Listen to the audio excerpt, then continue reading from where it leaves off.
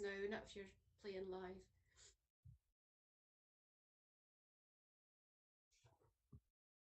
Okay, good afternoon, Julia. We're almost ready to start the afternoon matches.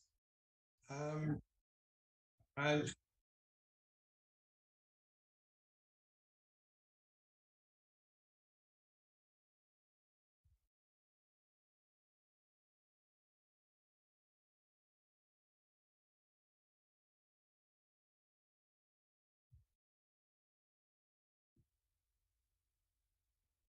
thanks, Julia.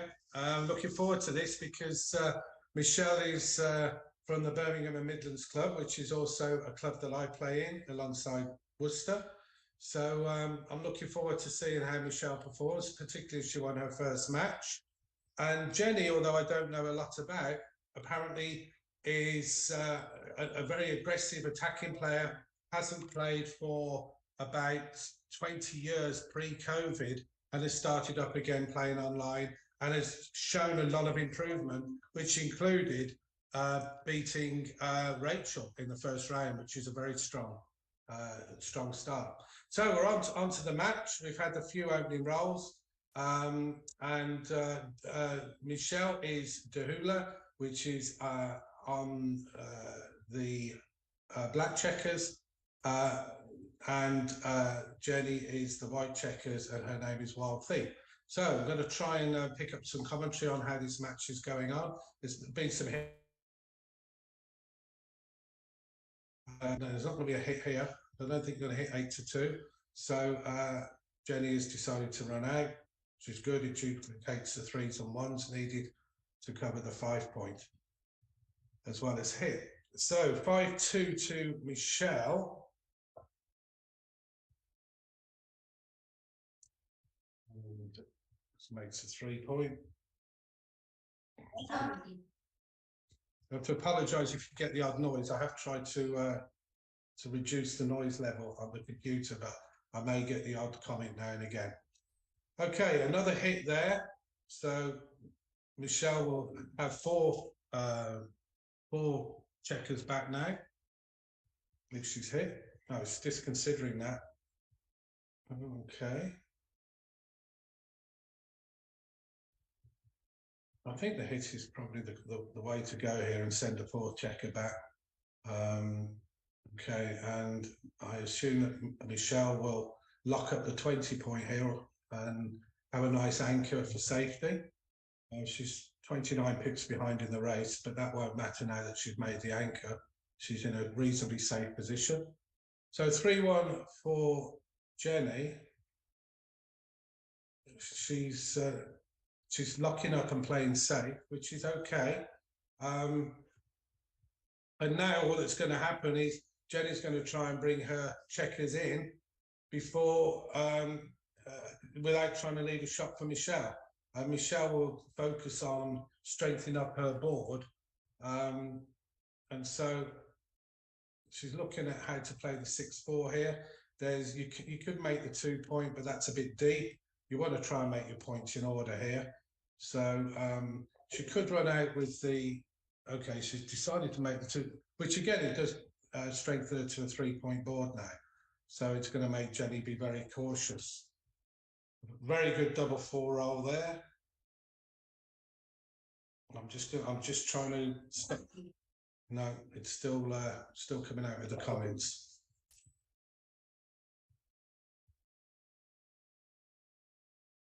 Okay, 6-2. There is a safe way to play it, but it's probably not right. Sometimes you do have to take some risks here to try and improve your structure. Okay, 6-3 does make the 4 point.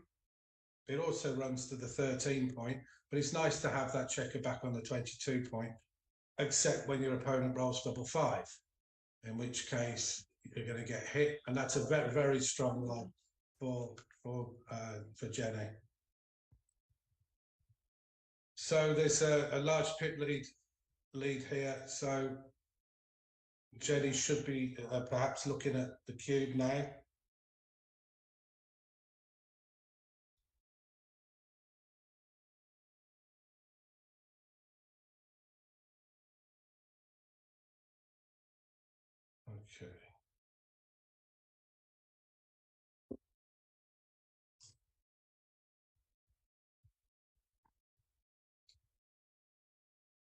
Michelle decides to run out with the 6, and okay, no cue. Okay, Jenny's just playing in. Michelle really could do with a 1. That's going to be a big help.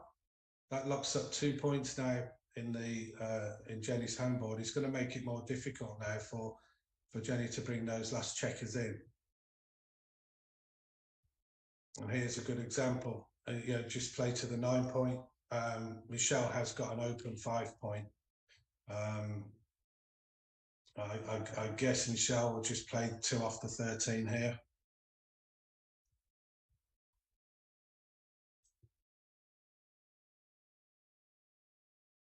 Now, the only question here is that Michelle's timing is not ideal unless you can roll small rolls like that. She's going to have to leave one of those anchors fairly soon. Okay, 2 small rolls is a big help. And now there are some bad rolls now for Jenny. 6-4 would have been a poor roll. 3-1 plays okay. And I assume now that unless there's another 2-1, Michelle has got to vacate the 20 point. She can break a border, but that's not a good idea. I would be tempted to run out from the 20 point here. And that was good play, keeps the board intact. That's a very good roll by Jenny. Lucky.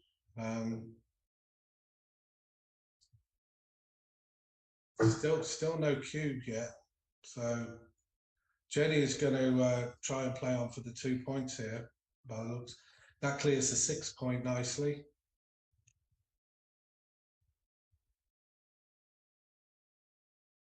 Okay, and now Jenny will be playing on for a gammon.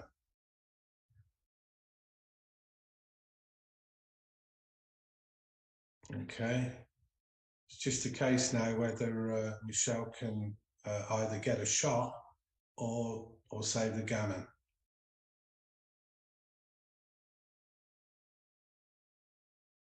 Okay, another 2. That probably takes 3 off if you want to be focusing on the gammon. There are safer plays, but okay, that leaves an even number on the 4 point. But I think the computer liked the more aggressive play with the gammon. And again, that's going to have to be run out now.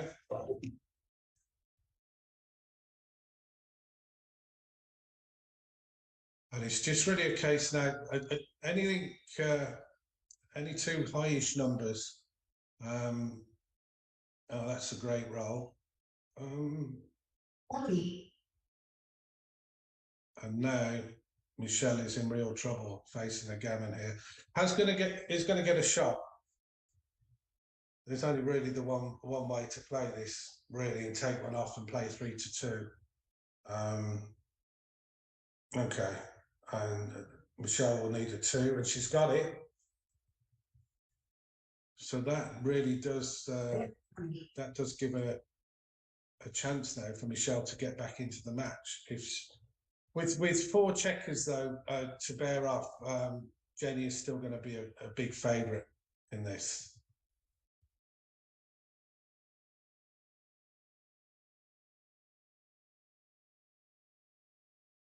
And if I knew my numbers correctly, I would guess that Michelle is probably around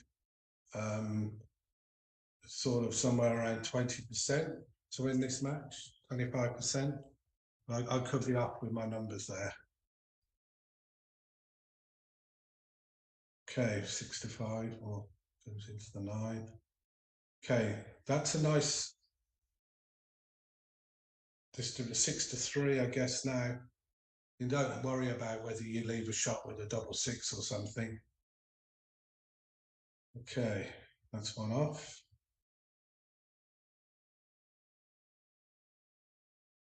So obviously Michelle wants to try and clear off without leaving the points open. And it's getting closer and closer for Michelle to start turning this right round now and start becoming a favourite. Okay, if this is missed, then we have got a very, very close match now. Michelle has got a close to a 4-roll position here, except that that's an awful roll. So now she has got a 4-roll position. The question is, what is Jenny's? How many rolls would it take Jenny to get off?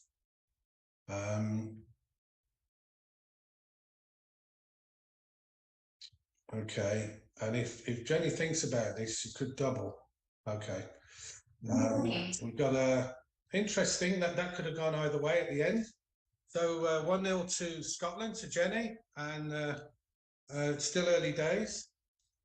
A little bit of information about Michelle. Michelle was a recent finalist in the Blackpool consultation, and also a finalist in the Klondike Intermediate event. So she's had some good results lately. She also won the Speed Gammon event in Brighton. So she's capable of playing at a fast pace if her time starts running down. Although at 2 minutes a point, it's quite a nice amount of time for these matches. So they should get plenty of time to think about the moves. Okay, so we're going on. We're waiting for Jenny to a 4-2. Okay, that comes in on the 23 and hits, and Michelle will. She can make the 21 point here if she comes in on the 20. It's nice to have a high anchor.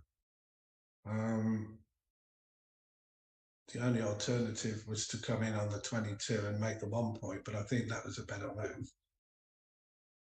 Okay, that can either make the 11 point or it can make the 10 point and just shift up from 23 to 21. The 10 points quite nice for a block. Okay, that's a safer. Well, I'm not sure if it is safer actually. It still leaves a 6. So managed to get away with it. Michelle should just make the 3 point here.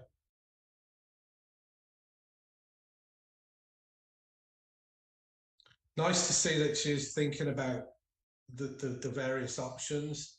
One is to make the 1 point and come 13 to 10. The other is to run out from the 20 point and come down. So that's a consideration, and it's good to see that she's thinking about the different options there rather than just going straight ahead and making the 1 point. Okay, double 1 was a great roll. Okay, just comes down 30 to 8. And now Michelle is a little bit in trouble now. She's got 3 checkers behind a 4 point prime. And she needs to have a good roll here to stop the dice going. And that's a great roll because that will make the 10 point. And she can just come out with the other 2 as well. And the race, she's actually ahead on the race by 9 pips. So that was a tremendous roll. I wish I could get rid of those sounds that I'm getting, but I'm going to try again because I've got settings, sound settings, and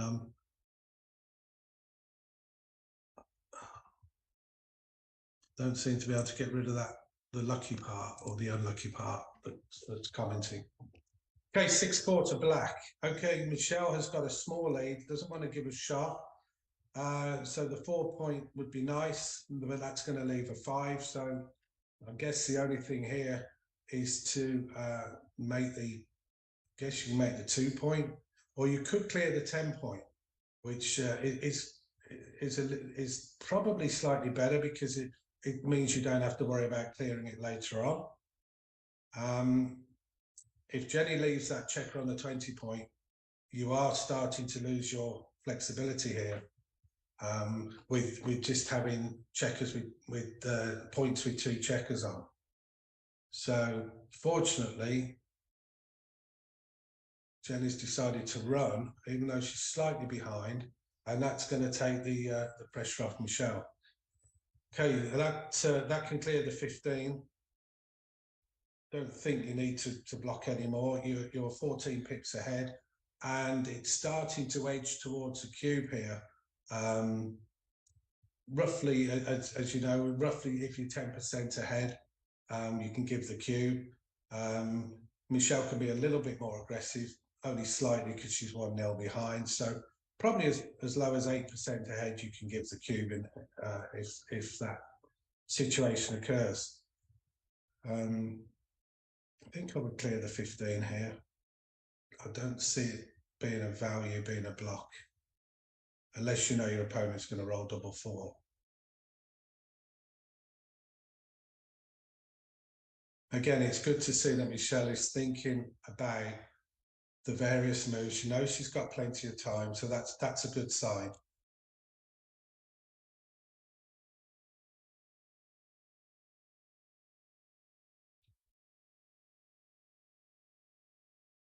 Okay, I think that's going to go back and go on to the 13 point. Okay, this is probably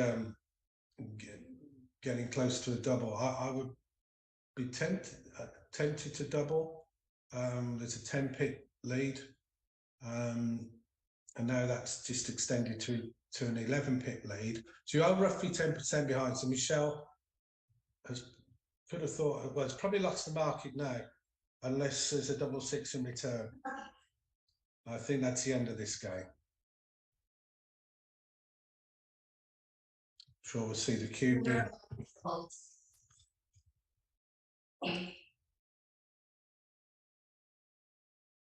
Seems very strange when I've put block all sound settings, and yet I'm still getting, there's the voice settings. I've done it. Okay, you won't get that noise anymore. So that's good. I've just worked that out. Something I've just found out myself. Okay, start of game 3. It scores 1-1, double 1 here. Okay, considering with the checkers stuck on the 24 point, it's fine to make a 7 point there. Not the best roll for Michelle, for Jenny. She'll come down and split. Okay, that's leaves itself a little bit open for some attacking rolls now. And Michelle is probably even thinking about whether or not this is a cube. And good, it's good to see. That's a nice aggressive cube. There's a lot of numbers that would have made that pointed on the 4 point. 5-3, probably not the best, but it does make the 8 and 10 points, which is a nice broken 5 point prime.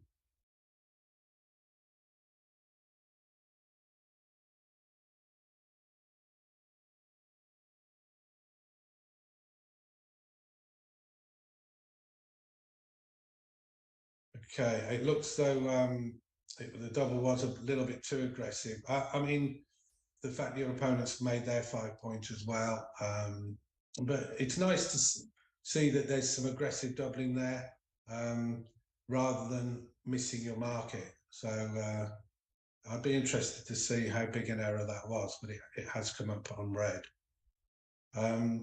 Okay, 5-4, 6-2 can either. I think you should lock up that bar point. It'd be great to make the 4 point and have a nice working 5 point prime. It does duplicate ones. There's no great 2, unless you slot the 4 or play 10 to 9. So Michelle may actually put that back and okay, that's slotting it. Rather than making the 18, the consideration is to make the 4 point. So it's quite a tricky decision there. There's a few options, and 4-3 to Jenny.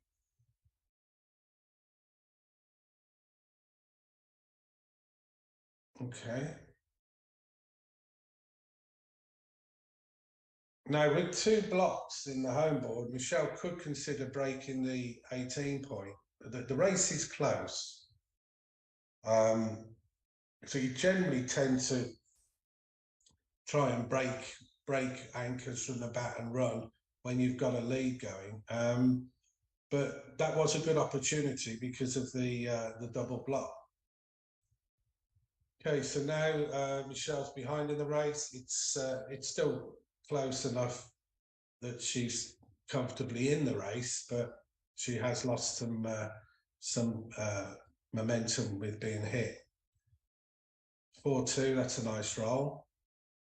Okay, and that's an excellent return. Okay, that should hit now. There are a lot of blocks around, so and that's a pretty poor roll off the bar for Jenny. So the choice here is you can hit and continue and make the bar, the mid rather, and that was the right move, and that's an excellent roll by Jenny, and that's a real match changer or game changer. And again, another good roll. And Michelle is in a lot of trouble here unless she. Oh, okay. That's gives her some comfort that she's got some landing points now, and she's still got a 4-point prime, so she's still got a good structure. You haven't got timing to keep the 1-3 back game, so just simply run out from the 24 to the 13. Seems to be the choice, and keep the 22 point as an anchor.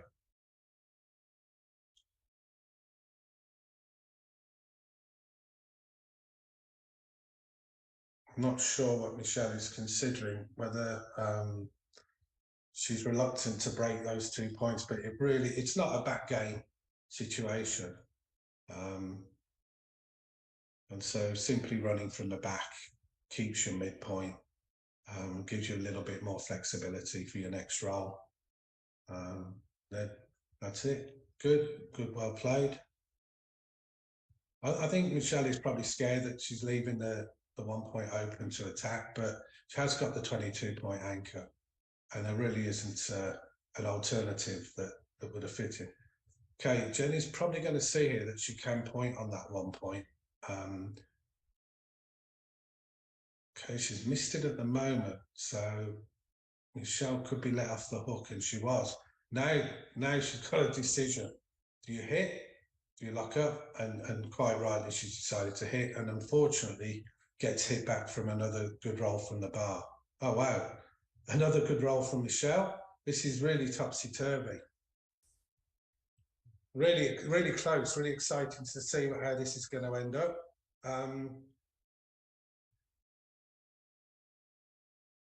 Okay, Michelle decides to take that. The 1 point was a little bit under threat, so has moved it up. Now she needs some outfield control in case that back checker runs out.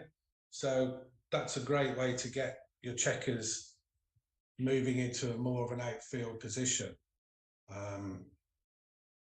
Now, do you slot the 8 here and risk a 1-6 or 2-5? Okay, and that gives you a double shot now, which is perfect. That's why you needed that outfield control, just for that reason.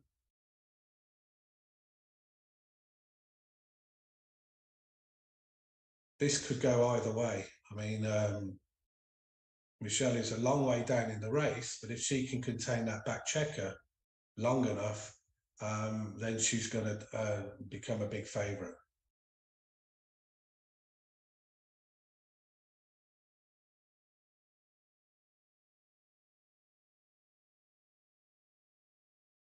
Okay, so the question is, do you hit?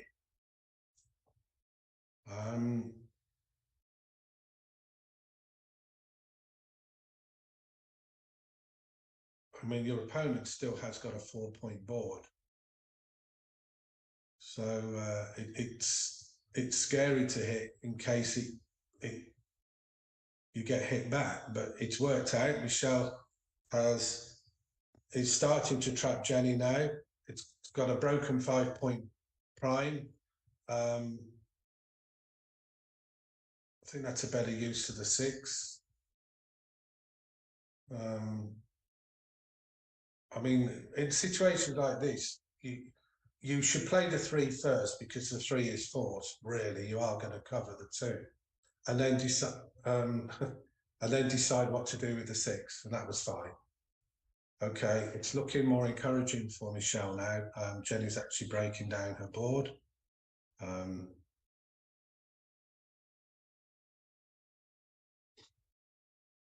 think the slot is a bit aggressive, but it's worked, and any one, and there you are. There's your 6 point six pro now, and Michelle is looking as though she's going to turn this, and if she can pick up a second checker, it is on for a potential 4 points on the game, but easier said than done.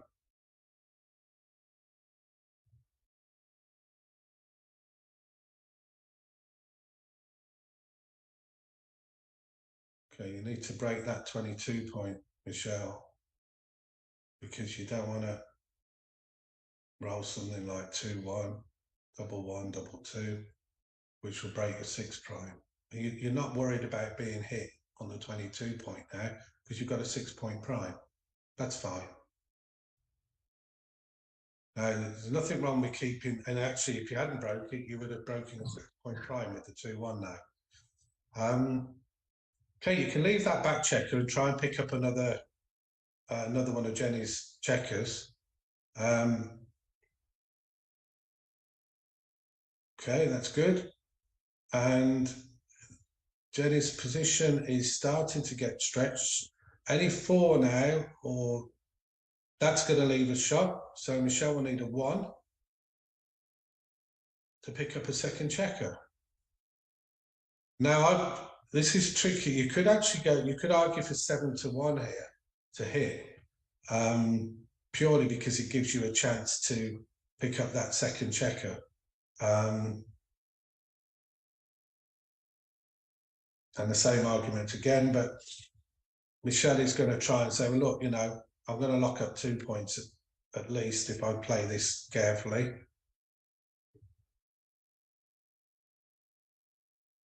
Wow. I'm glad that now you can hit with the 5-3. That's it, and hope that it's working. There's a right. You want to hit on the 1 again. Okay, and just bring your back check around and hope that you get hit. Although it's only 1-4, 1-5, or 1-6, it's going to give you another shot again. But it's still worth taking some risk. Well done. And there's the 1-6, and now a 4 needed. Okay, come in on the. Okay, you could come in on the 3 and hit with the 6.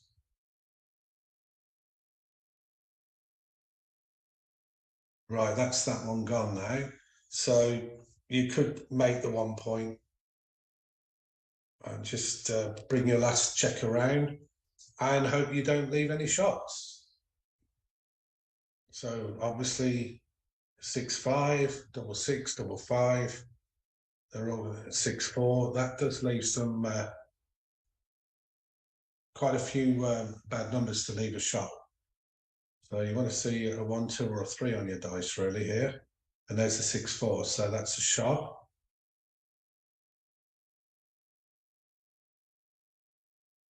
So the consideration here is: do you clear from the back, which is better? Or, oh wow!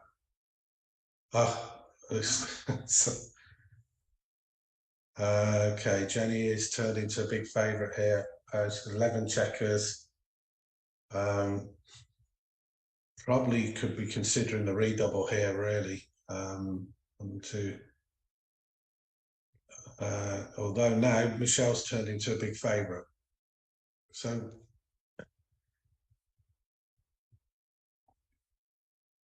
looks as though, oh my gosh, and now it's turned the other way again. So Jenny is going to win this one. A bit like the first game, some real turnaround rolls, both rolling complete jokers at times, but that's the nature of backgammon, as we all know. So it's 3-1 to Scotland. Jenny's got a 5-3 to play. She's going to make the 3 point, and Michelle is probably wondering how she lost that last one. But hopefully she won't be too disheartened by it. Okay, splits to the 20, comes down. Could also split to the 21 and play 13 to 9. Okay. Oh, yeah, she's playing a more aggressive play, bringing 2 checkers down because she's behind. So that's good play. Makes the 5 point, but gets hit in return.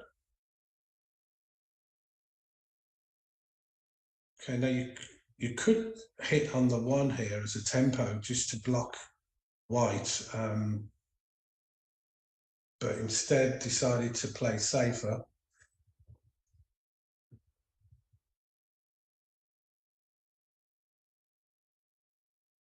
It just simply makes a 3 point here. They've both got equal board strengths. Jenny will just lock at the 8 point. Michelle could do with something to maybe just start bringing those back checkers a little bit more advanced. Okay, nice roll. And that will hit. And I think 24 to 23 and 6 to 5 gives you some nice flexibility. That will hit again. And Michelle ideally will need a 4. 2's not bad.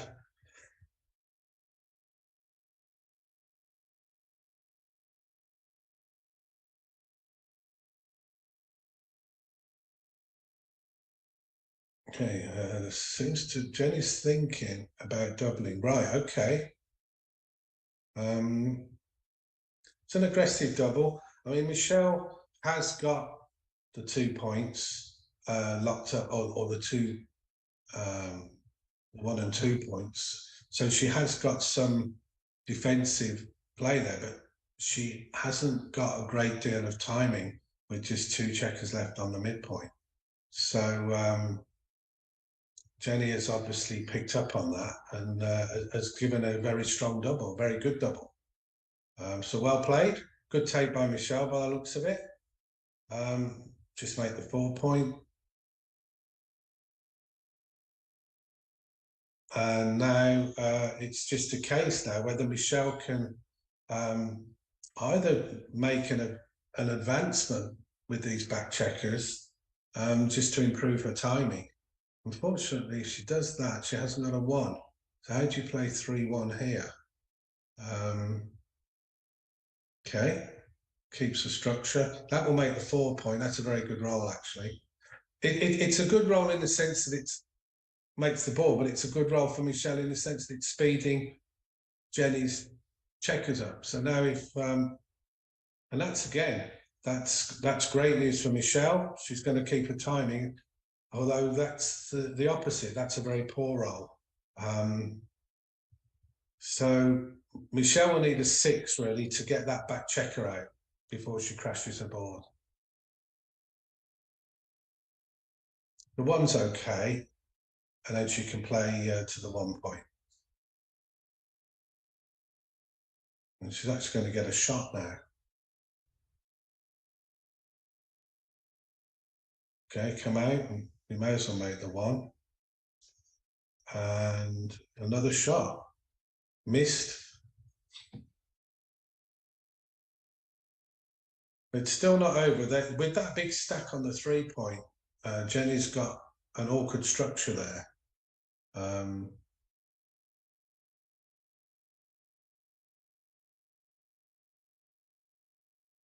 there you go. There's another shot. The 4 is forced.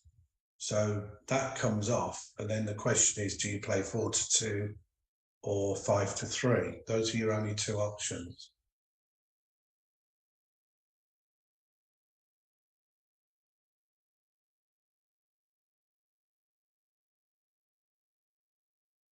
Okay, so Jenny's played the 2 first. I would just take the 4 off and then decide whether I'm going to hit, which I think is the right play. Or okay, so Michelle has got the shot. Unfortunately, with the 6 point clear, and he's always got a chance of just like she's just done of coming straight back in.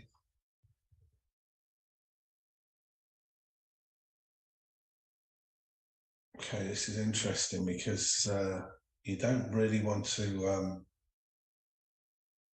throw a checker away. I mean, 13 to 5 doesn't leave a direct shot, but it does destroy one of your checkers.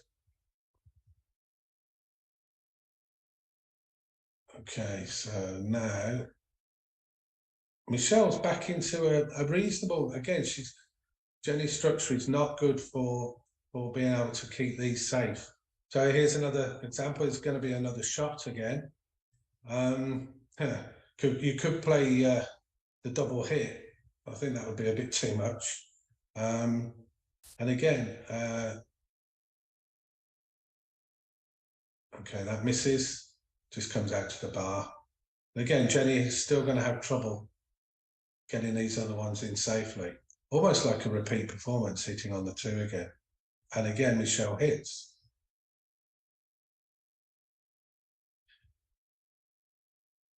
So bring it round, give yourself a 6 to cover. Okay.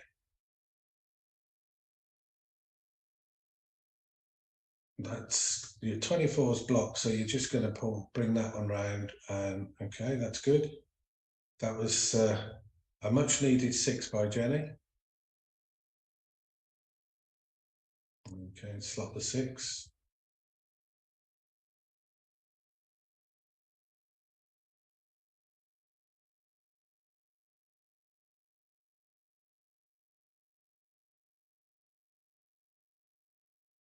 It's unfortunate that the back checkers are stuck.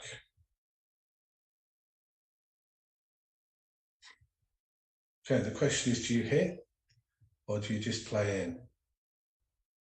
Bearing in mind that Michelle's got a closed board, if you hit with the 1 and put the 6 in and you give any 6, 4, 2, 5, 2, 5, 4, 5, 1, there's a lot of return shots. Or if you just play in, which is the correct play, you just give any 5 or 1, 4 or 3, 2. So well played. Probably last chance for Michelle now will be on this next roll. She wants to see a 1 on Jenny's dice. A 3 will do it in this case, because if you take one off, now you're going to leave a 4. So, and there it is. Wow. So again, this is going to be another tight finish. Jenny with 9 checkers off is going to be a slight favourite here. Probably around 55–60% favourite, I think. But if Michelle can take a couple of checkers off, then it'd be looking at starting to think about recubing. So it's going to be interesting how this finishes. She wants a good structure here, so she wants to get her checkers on the 4, 5, and 6 points.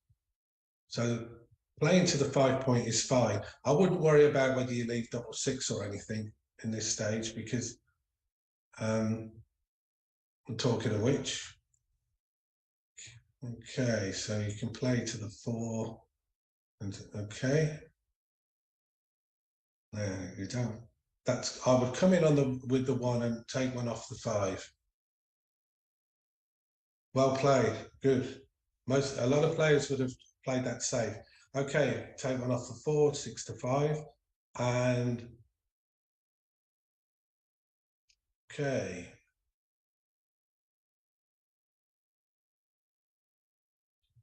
Okay, well, 2 off the 3 is obvious, and then I guess 4 to 1 twice. I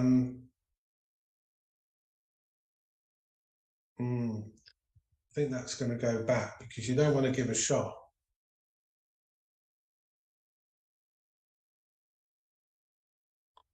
Michelle will work this out. That's it. No, put that one back. That's it. Okay. So 3, 6, 10 checkers. This is another tight finish again. And they play too quick for me to work this out. I really would be, trying to work out whether this is a redouble or not. I don't think it is, but at least I'd be trying to work it out. Now I can see that it's not, but of course Michelle rolls a great number, and now should be redoubling, and it should be a pass with a roughly a 2-roll position. Then it's just 14% chance, and quite rightly Jenny drops. So another great finish again, a turnaround at the end with that last minute hit. So we got three apiece, 6 away, 6 away, which according to the match equity tables, believe it or not, is 50% to each player. Something I learned very quickly. Okay, 3-1 hits. Double one is a great roll, makes the 5 points, splits the back checkers. As advantage to Jenny, just comes out to the 18 point. Okay, now that can either hit there, or actually you can hit from the 23 point. So that's a consideration as well, probably worth looking at. Okay, that hits again on the 15, and now think those are the two obvious moves.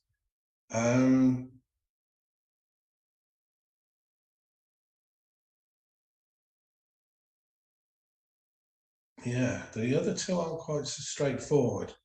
It's well ahead in the race. It doesn't really want to give any more shots than she needs to. That's a reasonably safe play, but again, the computer didn't like it.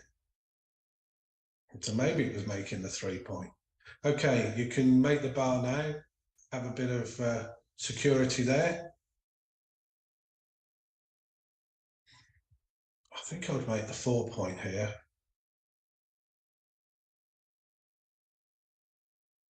Okay, well, 2 down is not far off being forced.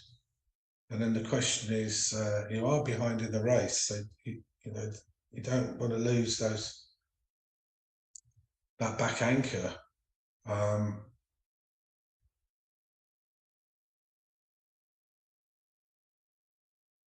Yeah, that was a really difficult move to consider. I mean, you could have just run out from the back. Again, I'm not sure, without looking a bit more closely, what the correct play was there. You generally don't want to lose your back men if you're behind in the race. Okay, so double 3 is a great roll. Makes the 4 point, puts 2 on the bar, and is in a very strong position now.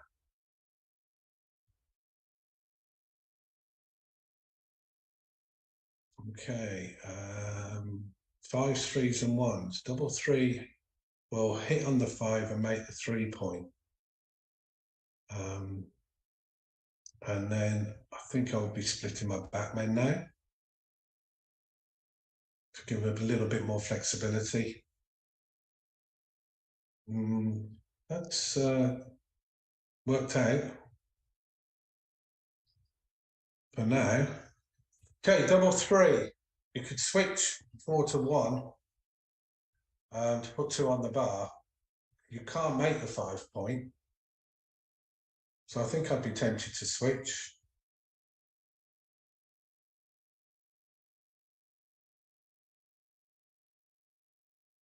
It's so much more difficult for your opponent to enter when they've got the 2 on the bar. Okay, 5, 6. Some daylight for Jenny there. Okay. So Michelle's continuing her attack now. Needs a 6 or a 4 to hit. That's good. And oh, that's a tremendous roll for Jenny. Just when you need double 1, returns the favour and puts 2 of Michelle's checkers on the bar.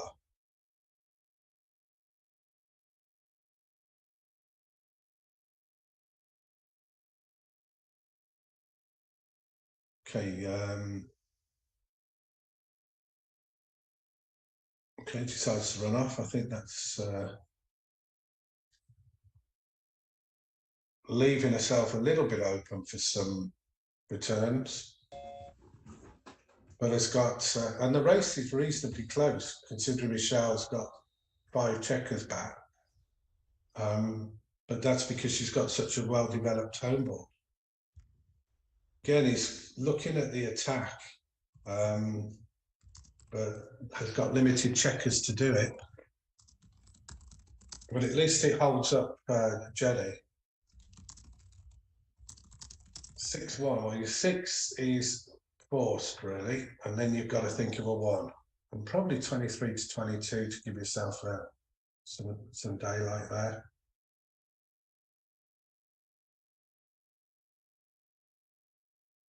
Okay.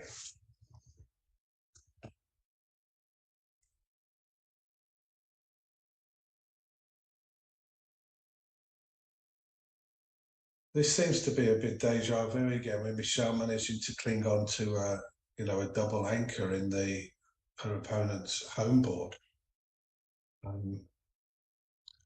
There's various ways to play this. You can play that and come out to the bar. You can make the 1 point. You can make the 22 point. So well played. Some of these decisions are quite tricky that Michelle's considering.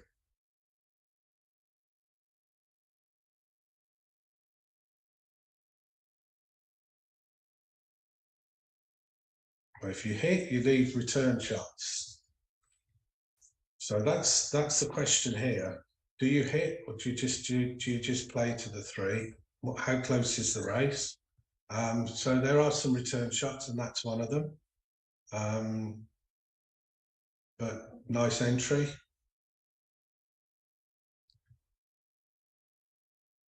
Okay, and the race, which was very close, has just suddenly turned around the other way now.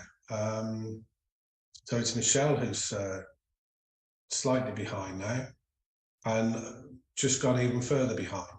So this will be a cube, I assume, 10 pips. And I think with the extra wastage that Michelle's got on the 1 point, the fact that she's got 2 checkers to bring round, I would be looking at passing this. It's just a little bit too far behind, and a good pass.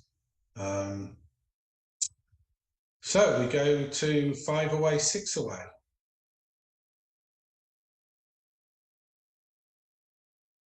Nice double 3.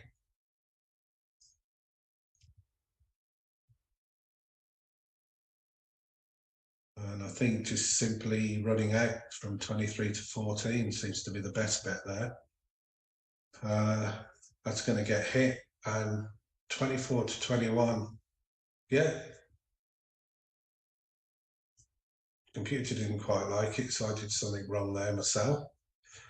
Right, coming in on that 20 point looks extremely scary.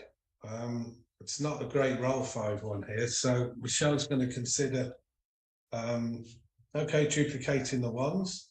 That can make the 5 point. And so this is looking quite ominous now, unless Michelle can roll something very good. Okay, comes in on the 23 and can make the 5 or hit on the 12. I think making the 5 is the better option here, but she's really facing a barrage of attack here with the white checkers threatening so much. So I think I would be passing this, even if I can make the 5 point.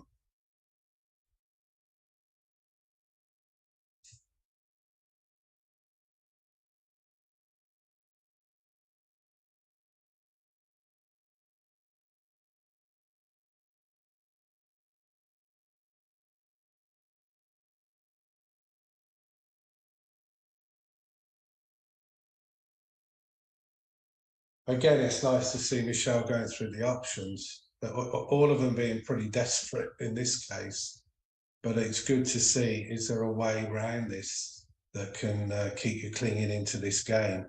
I'm not so sure myself, but I probably think making the 5 point, although it didn't show an error, so maybe locking up the 23 point was very good, just to protect yourself against the gammon threats. Again, an extremely good roll. Probably again, no cue has been offered. So, I don't think I'd leave it now. I think I'd just come down 2 down from the midpoint here. There's too much attack. Okay, finally the double comes in, and I think this is a very clear pass. And yeah, it does show there were a few missed doubles there. But again, sometimes it's much easier when you're observing from the outside. So we are now at 4 away, 6 away. So Jenny has got, although she's in the lead, she can be quite aggressive here because a doubled gamma will win her the match. And again, another great start. Just makes the 3-point good, well played. And great return from Michelle. Needed that because again, it was starting to look a bit ominous. Another double 3, but this time for Michelle. She can make the 10-point and 3-point, or in this case, makes the bar point. Okay, so they both hold each other's 4 points. 4-3 is not ideal.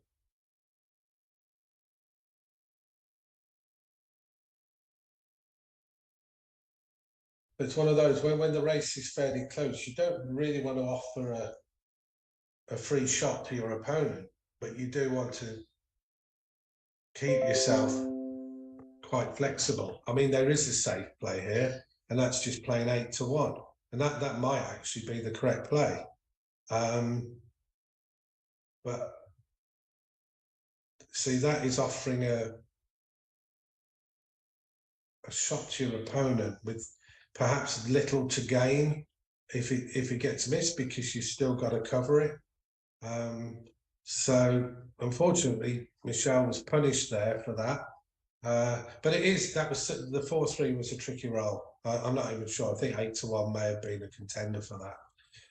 Okay, so now sort of forced to hit another double 3 in the game. Okay, you can bring them all down to the 10-point. Okay, well played. 6-2.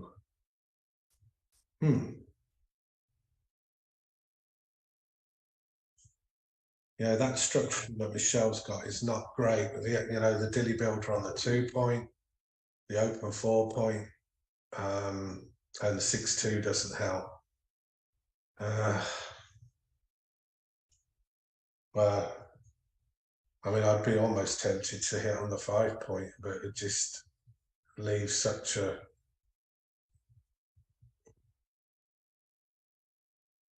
that's one of those situations where it's such a horrible roll anyway.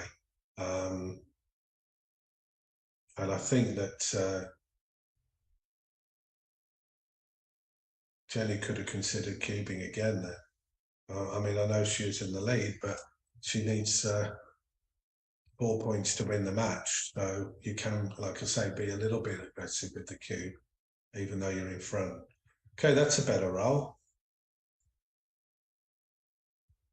You can point on the 3. You can kind of block the 9, come down on the 9. That people say double 4s are the most misplayed doubles in backgammon, and you can see why, because you're given so many options.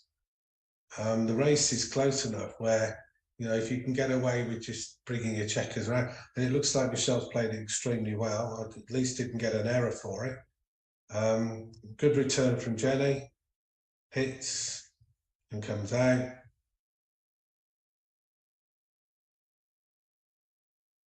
And again, Michelle's structure is not ideal. 6-3 is horrible, but I think I would. Yeah, I think I'd play that. Just I couldn't play 6-3, and actually that's good. She's going to get another shot.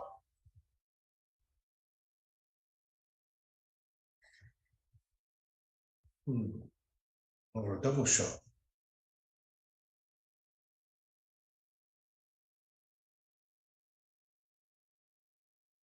I think just hit and make the 1 point. Yeah. Okay. And now you get hit back. Good roll off the bar. Okay, 10 pips in it. Some wastage.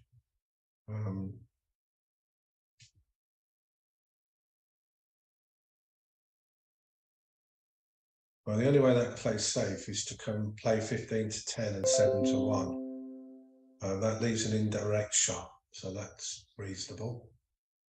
And that's going to go 23 to 21 and make the 4 point, because I don't think there's a lot else.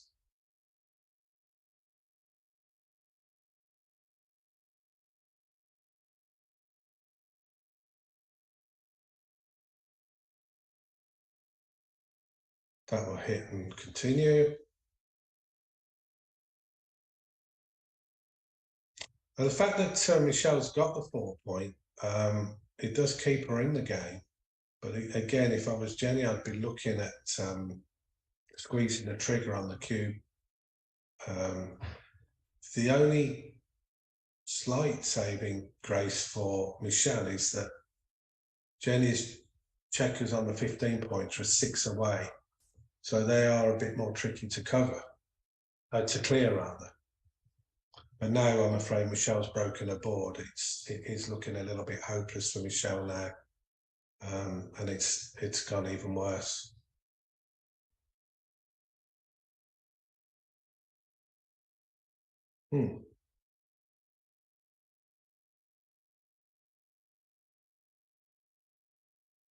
So now it's looking as though okay, a much needed hit, because it was starting to look a bit gammony.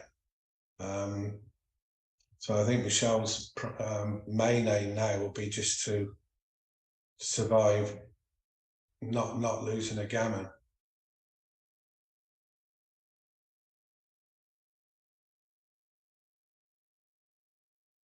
6, 7, 8, 9, 10, 11, or 12. Okay, well done.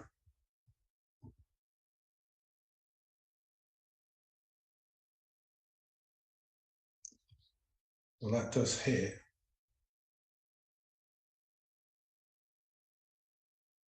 And that hits back, unfortunately. And with those 3 blots, this could be okay. That's one way of bypassing them. And we're back to a hit again. That's again, Michelle's risking a gammon loss here. Now, do you take 4 off the 1 point? Okay. Right, bring them round, Michelle. See if you can get into your home board before it gets too late. Okay, 5 to 3 and 1 off. I think you just play 13 to 7. Yeah. And now bring 2 in and keep your fingers crossed. It is a shot.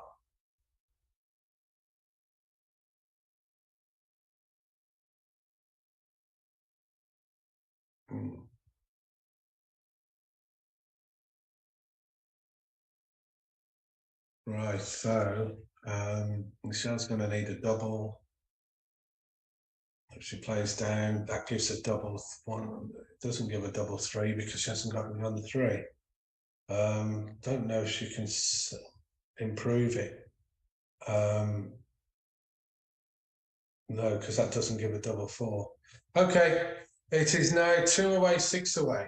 So ideally now, Jenny will be looking to not give the cube and to win a gammon and win the match without having to risk a 2 cube or getting it returned back to 4.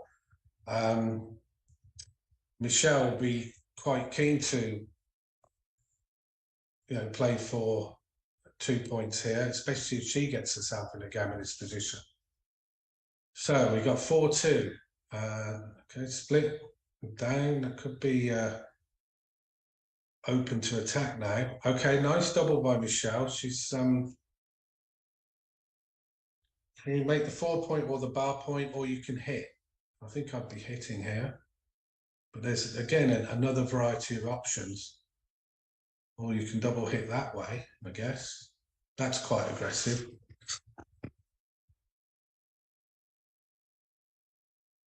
I think I like that hit. Even though you've just got hit back, you've still got return shots here. And it looked like it was an excellent double from Michelle. A lot of players would not have doubled in that position, but at the score with the threats, it was really well played. And as yet, we'll see if it works out. As happens, Jenny seems to be rolling off the bar. She gets quite a few of those hits going, but it's still anybody's match, or anybody's game rather here. Right, double three, that's two. You can make the 3 point, strengthen your home board a bit. Okay, again, a variety of options here. Do you make the 21 point? Do you make the 8 point? Do you again, that locks up to the safety, but maybe at a cost of flexibility again. Right, so you've got 13 to 6. You can make the bar point, or you can run from the 22.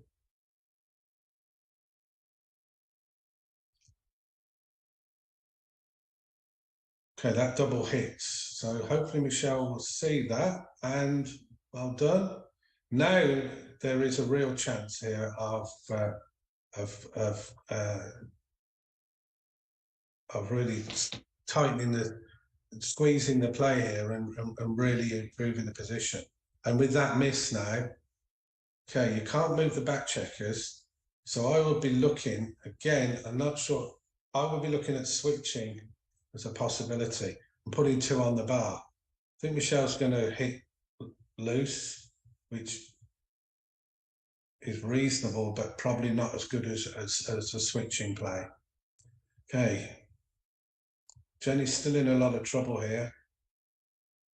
That makes the 8 point.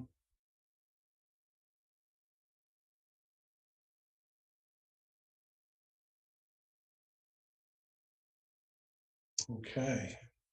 And now the 3 is awkward. It's going to have to be 13 to 10.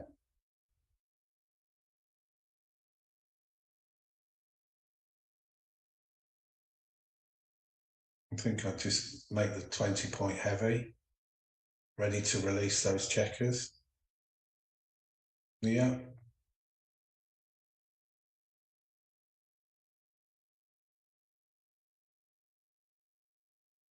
Okay, that's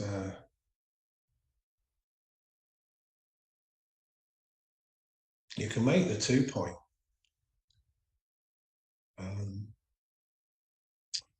That gives you a 5 point board. Any other play is going to give Jenny a shot. So I think that's well done. So nice roll. Michelle's going to need a 5 here. Jenny's considering now maybe 16 to 10 and then 6 to 4, which doesn't give a direct shot. I think I prefer that. I think running out from the back is risking a lot with the 5. And Michelle's managed to roll it. So hits with the 5, comes out from the back.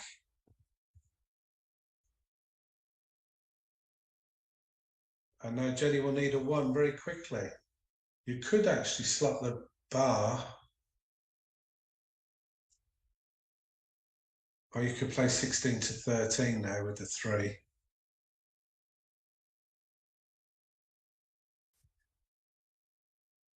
I mean, if Michelle can win a double gammon here, then they're basically playing DMP. They're going to be playing 2 away, 2 away. So it really is a strong. Okay, that does make the bar point. Thought, was it double 4? Sorry, I got the wrong double 4 because I was too busy talking about the effect of winning a gammon. Right, there's the 1. So You can't hit this time, so just come into the 4-point. And Jenny will be rushing to try and get those checkers as close to her home as she can. Can't build any more points there, but at least, and again, the 6 is forced. The banana split is probably a little bit too aggressive, 2-1. But okay, she gets hit. Has got plenty of return shots here, and there's so many blots in the board. Again, another 6-1 is not good, and Jen really has turned. Okay, come up to the 22, and yeah. Oh wow, that's going to hit on the 22. They say that backgammon can be a cruel game at times. I mean, this has turned so dramatically and so quickly. And unless Michelle can roll a good number off the bar, she's going to lose this match. Very unfortunate, that turnaround. Okay, the pip count's close. So Michelle needs a 5, and she'll need it fairly quickly. That plays safe. She wants 12-6 and 16-13. And this is not good news for Michelle. Okay, the checker's going to stay there if she wants it to be completely safe. And it's looking good for Jenny. Eventually, that checker's going to have to come in and give an indirect shot. So Jenny's choosing now as the time, and Michelle, wrong 7, needed 5-2.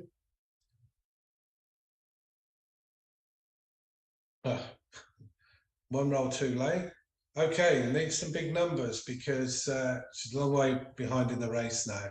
So this is looking very ominous for a Scotland win. Well done to Jenny if this continues. And from what I saw, Michelle played very well, especially the cube in that last game was very well timed. And it looked like it was paying off. It just, unfortunately, 2 or 3 rolls later, and it just completely turned around. But it's been an interesting match with both rolling extremely well at times.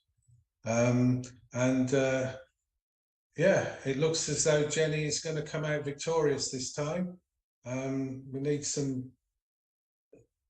I need a double 6 at least here to start with, I think.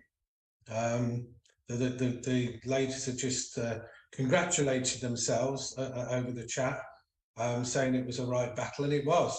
There was some real jokers and anti-jokers in that match, and it was good to watch. And they've both been really sporting about it, which is nice to see. And I know that Michelle's is a really sporting, very generous and kind person. So she's going to take the defeat in good spirit, as she always does. Great match. Well done. Well done to Scotland. Another tick on the board. And thank you for watching. Julia, are you there? How does that make the complete match score between the England and Scotland now?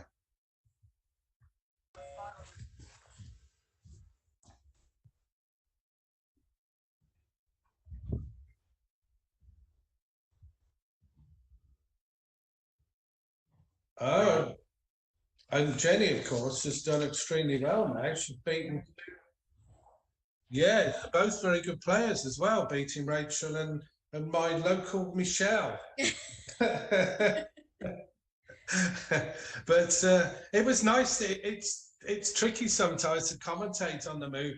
That they really had some quite difficult decisions. I don't know what the PRs were like, but there were some tough decisions. I think there was perhaps a few cubes missed early on, which will affect PR. But as far as the moves go, I think they handled them very well overall. You know, and it was a good match to watch. Yeah.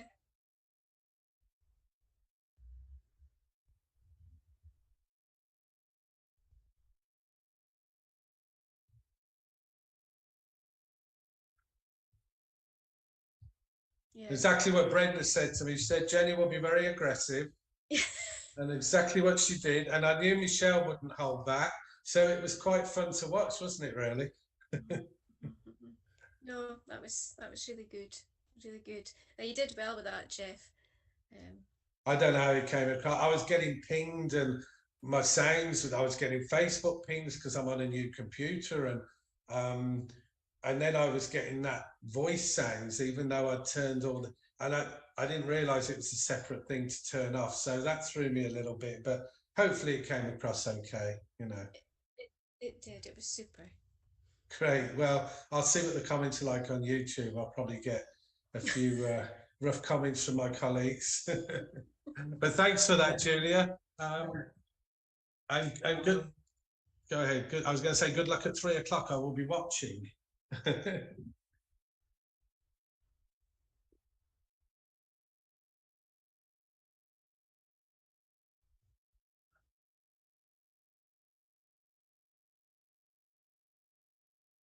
Yeah, yeah. You have. Yeah. Yeah. So we'll see how that one goes. Yeah.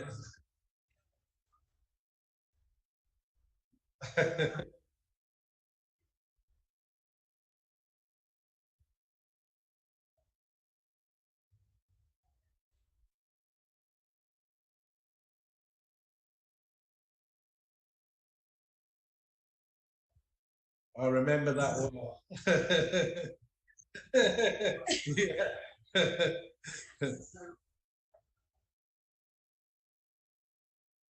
Thanks, Julia. And thanks, Brenda. Good to see Bye. you again. All right. Bye bye.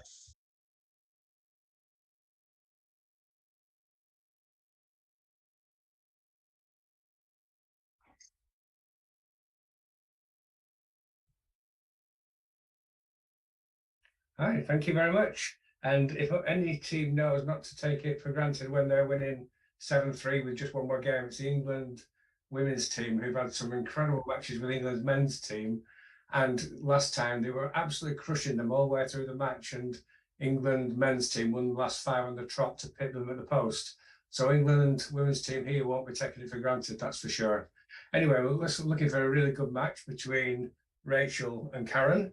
And as the match starts and goes on, I'll start introducing you to both of them. Okay, when do you know when they'll be starting, Julia? I just need to give them the okay. Okay then. In the match chat.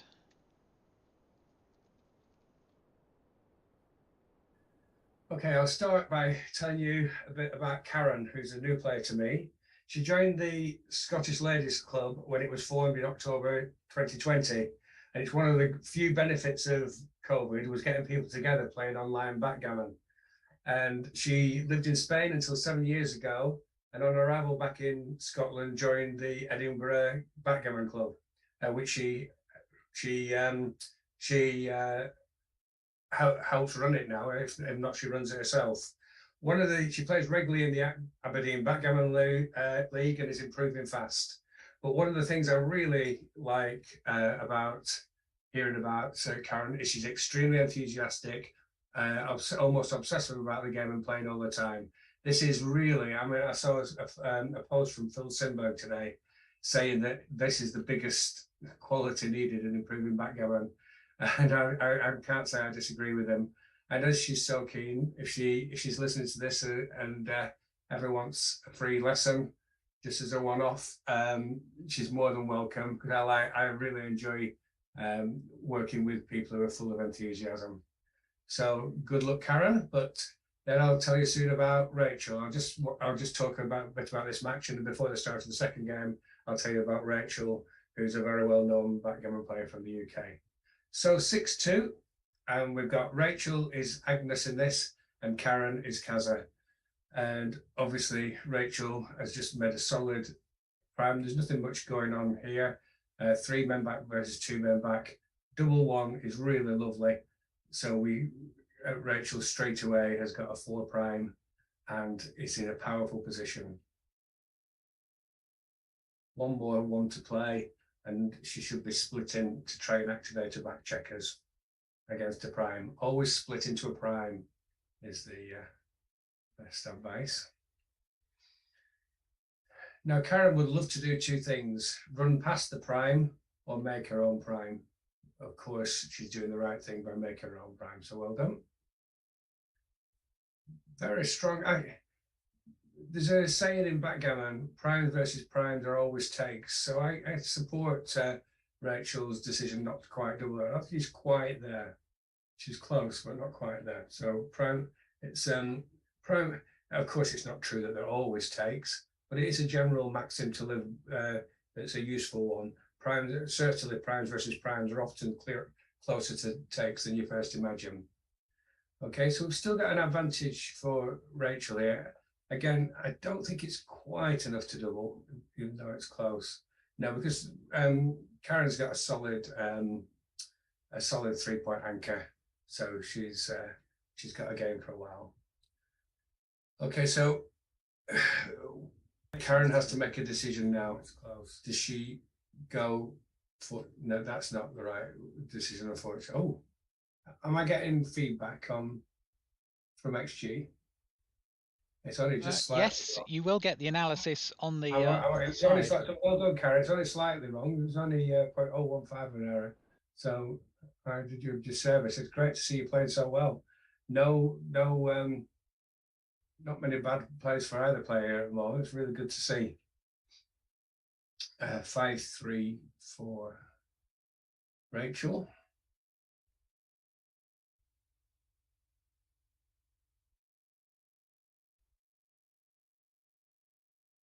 Bit of a tricky position for Karen here. She wants to get a back check as would have been so quick. In fact, probably is just to play 22-21 and 5-1. Just do a bit of both. Now this is, it's just a bit too aggressive. She's not got a strong enough board. So yeah, not almost right. Just 5-1 and 22-21. Just you might as well slot a point rather than just put a checker on top of a point. That's we call it a dilly builder, and dilly builders are just too far. They're out of action on a lot of things. And Rachel is correctly thinking about doubling. In fact, I would say that she has got a double here. She's got enough of different advantages, and if she rolls a 3, it will be a market well and truly lost. So okay, she's just left it one go, and now she'll probably put the double in next time. Even though the race is close, Rachel, a 3-point, the advent of 3-point anchor is a poor anchor, and whilst it's enough for a take, it doesn't mean to say it's not a double. And everybody who works with me will have heard me say many times, the Fed will hear it, in fact, double when you win in, not when you've won. And that is a real key to backgammon. You don't wait till you've won the game before you double. So I think this is a clear double. And because of the race, Karen's got enough to take. But just because somebody's got a take, it doesn't mean that it's not a double. So well played both.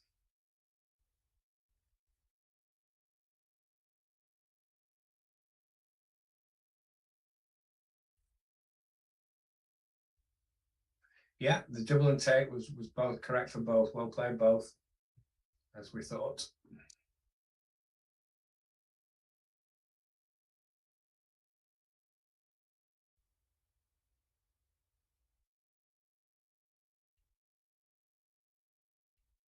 And look at Rachel. No errors yet. No wonder she's been doing so great. I'll introduce you to Rachel just before the start of the next game. But she's having a tremendous year. And when you look at this, no errors. It's no wonder she's getting such good things. I played a match against her recently in Newcastle, and she played she played it just over PR4 in an excellent short match, and she won. And she's really rolling and playing with confidence. And sometimes it's which came first, the playing well and the confidence, and they often go together. So well, and again she's showing it. There's not seen a single error in Rachel's play. Very impressive. I'm sure very impressive.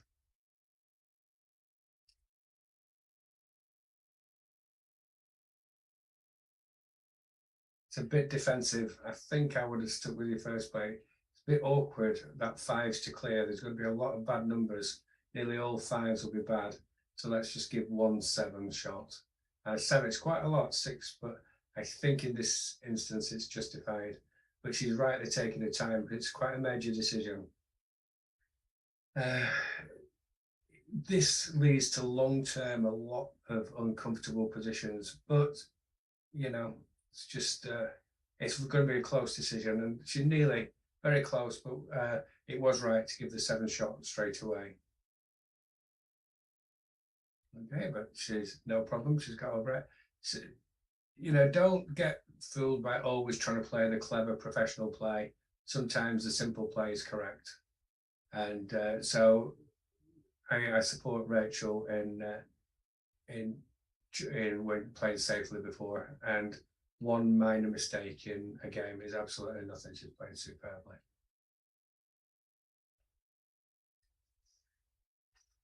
Rachel should be able to roll out this while this match is rolling out, and as long as Karen doesn't throw a massive number, I'll start introducing to Rachel. Without question, Rachel is one of the top UK women players, and quite possibly the #1 player in the #1 woman player in the UK. She's I remember having backgammon battles with Rachel in my first backgammon career in the early 90s, and she didn't stop and carried on playing. And while she was playing and all that time I was away, and when others were away, and still to this day, as I'll tell you later, she continues to win many tournaments.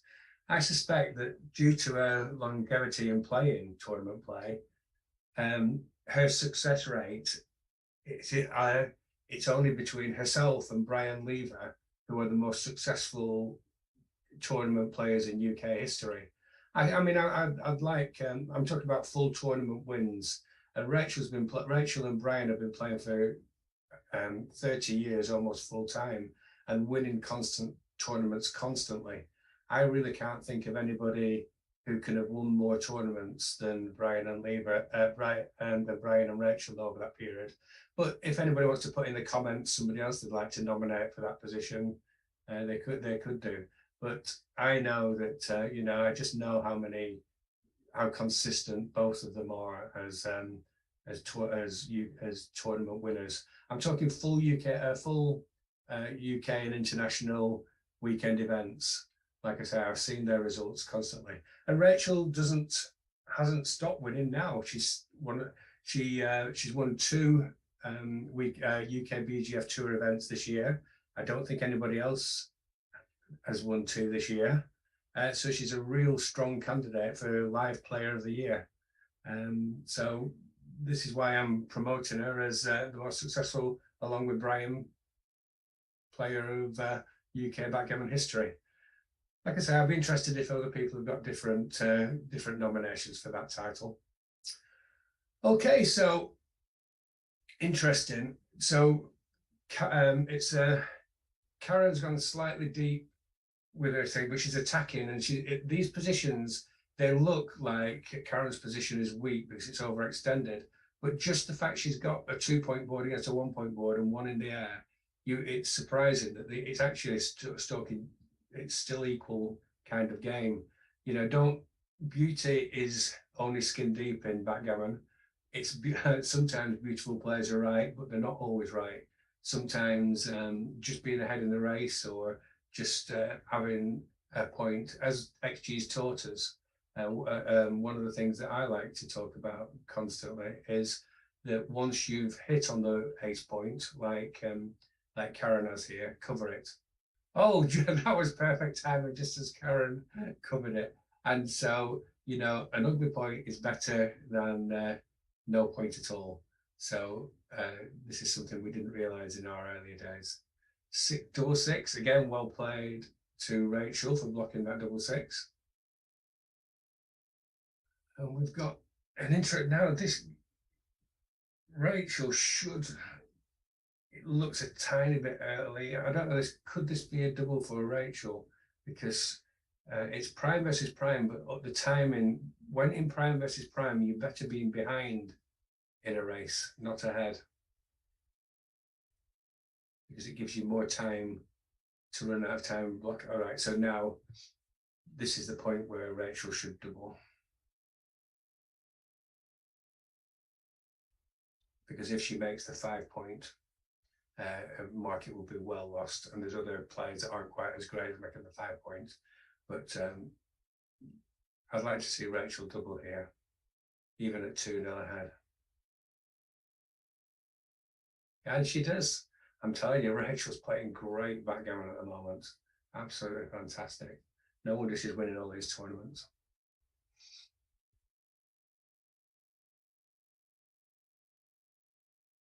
And correct double for Karen. Well played, Karen. I might have taken that one, so well played. Better than well done, Karen. Great play. 5-4. Nicely building the golden anchor. Why are golden anchors so good? Because if you've got the an advanced anchor, there's three basic ways of winning at backgammon: race, prime, and blitz. And if you have an advanced anchor, it takes away 2 of the 3 of those ways of your opponent winning. So obviously it's a real early goal. I would almost say it was the number 1 goal in the opening play of backgammon to establish an advanced anchor. So now she's established her advanced anchor. Oh, this is good play from Karen. Well played. I think Karen's. I think it's true that Karen's improving fast, because this is good play. Just this is that well played. I think it's better than. It was close between that and carrying on attacking on the 5 point, and I think. It was touch and go. I understand why she's made the. That's not a sign of a weak play. You know, making the 3 and 5 back game is a strong thing. Is a strong thing to do. But in this instance, that she wasn't in any danger, so she could have carried on moving forward and attacking, making what I call the glory points, the 4, 5, and 7 points. Okay, so Rachel being 3-0 ahead should not be doubling now against such a solid 3-5 game, and she didn't do. Well played. So Karen should just be building a board at maximum speed. Whether she makes it from the 5 point or the she absolutely now needs to build the 5 and 4 points. So 8-3, 8-5 is imperative, or 8-5 or 7-4 is imperative. And then think of the last 5. I think she had to do the 5 point first. So now Karen must put everything into not going past that 5 point. In fact, what she can do here is slot the 5 and then bring the 4 down to the 19. Now that's the first really poor play I've seen from Karen. So Karen, if you ever, like I say, I've offered you a free lesson. If you want to contact me, I'll explain what was wrong with that, especially when you're in a deep back game and your most likely way of winning is to hit a shot. You must really take care of your home board where possible. Really try and keep the high points and as many points as you possibly can, because that's the only way you're going to win, by hitting your opponent and keeping him play. And this is probably Rachel could take advantage of that now and double, because Karen needs to do so much to win here. And even though Rachel's ahead, I think even though Rachel's ahead, I think she can double in this position because that open 5 and 6 point is really, really serious. So, and she has done. Well played. I'm struggling to take this one, I think, because of the because, like I said, there's no back. So Rachel will come in and hit 8-5, and try and finish this game off really quickly. She knows she's in a well played. This is Rachel's playing great backgammon. It's great to see. So because of that, obviously, Karen's got her work cut out, and she's got a tough opponent here. So what does she do here? I think no more. I think really now Karen is reduced to just not getting gammon if she can possibly help it. So 20, this should definitely be a hit. Well played.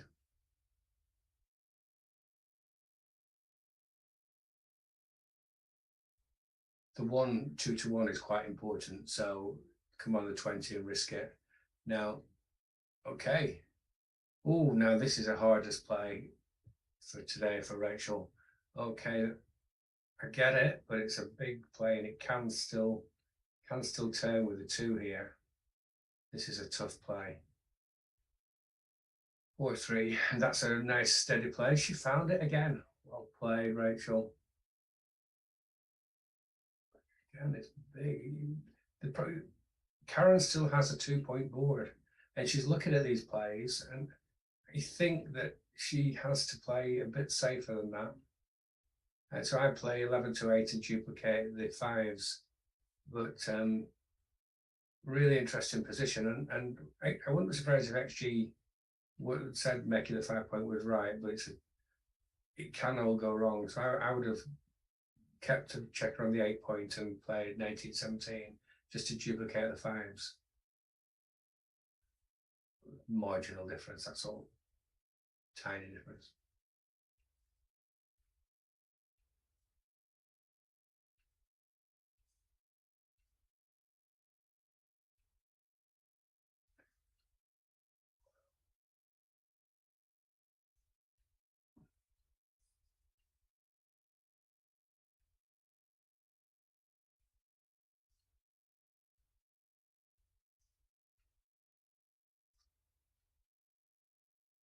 Okay.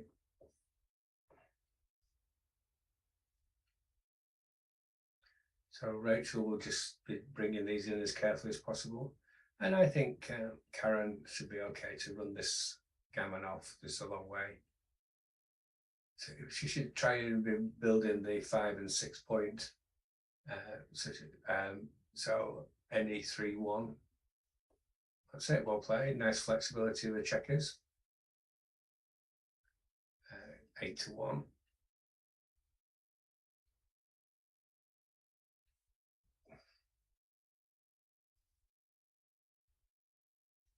And 11-6, so that you that's it. Well played. You've seen it. Well played, Karen. Karen's improved. As I said in the introduction, she describes herself as obsessed with backgammon and playing all the time. And I can see a big. I can see this is somebody who I didn't know before today. Somebody who presumably, because I didn't know them, is improving fast. And this is the reward she's getting for a constant play and working with XG. So, well played. White just does nothing clever. 5-4. Wow, suddenly Karen's got no gammons against her and a few outside wins. Oh, I still think Rachel has to play maximum safety, yeah. Well played. Okay. Oh, there we go. I've got to say, Karen deserves this with a play in the last 7 or 8 moves. No, it's not coming today.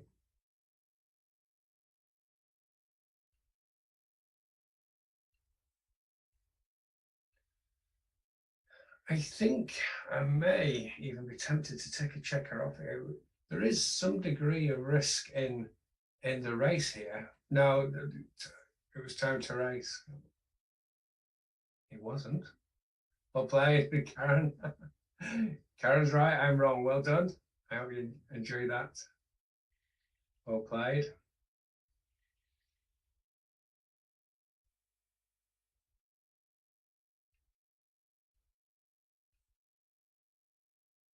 Okay, so it's now 5-0, which is so it's a Karen had a tough job on trying to beat the informed Rachel at the start, and now it suddenly got harder. I wouldn't say it was anything to do with a bad play though. I think Rachel's played excellently and rolling well, and it's a combination that is very hard to beat. I'd like to interview Rachel actually, because even though she's always been a top player,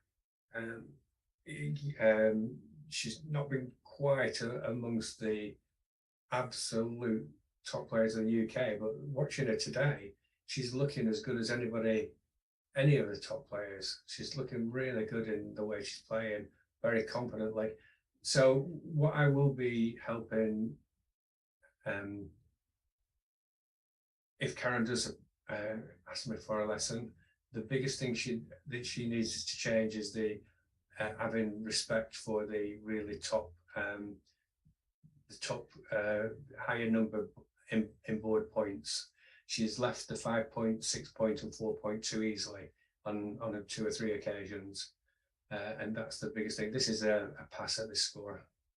Well played, Rachel. So Gammonish cubes are very, very different whether you're ahead and behind or equal.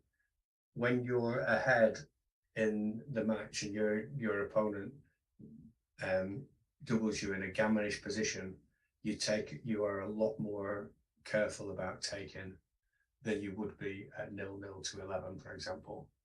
It's one of the big things that you really change the way you play. Okay, so it's 5-1, 6-3. Yeah, nice advanced anchor. So I'd like to see 24-22 being played here. Oh, well played, Karen. Yes. Delight to see she's really got some really nice plays. Karen, she really has a nice feel for the checkers. I'll just 1 or 2 little tips will move her forward again quickly. But the thing that she's already got is a nice feel for the checkers, and that's going to really be good for her in the long term. So double sixes are really difficult plays. Do you play positionally, 3 down and 11-5? Do you make the 1 point? I think I would, rather than I think I would. Oh right, I think I would make the 1 point rather than. Oh, let's have a look.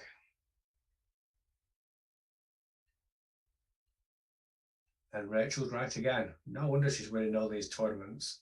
Excellent play, Rachel.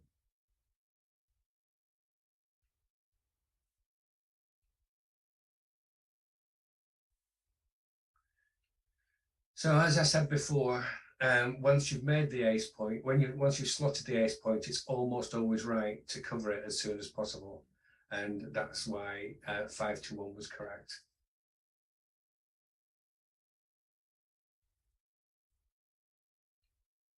Not easy play. We just feel that's just a bit too early.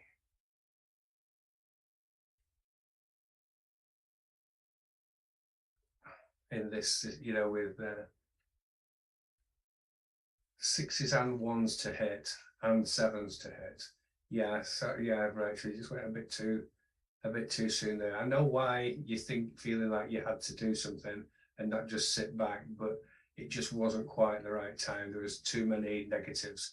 Now this is where, no, come on, slow down, Karen. What you need to do is realize that you're in a really strong position and trailing. When you're trailing in a match, you're a lot more aggressive with the cube.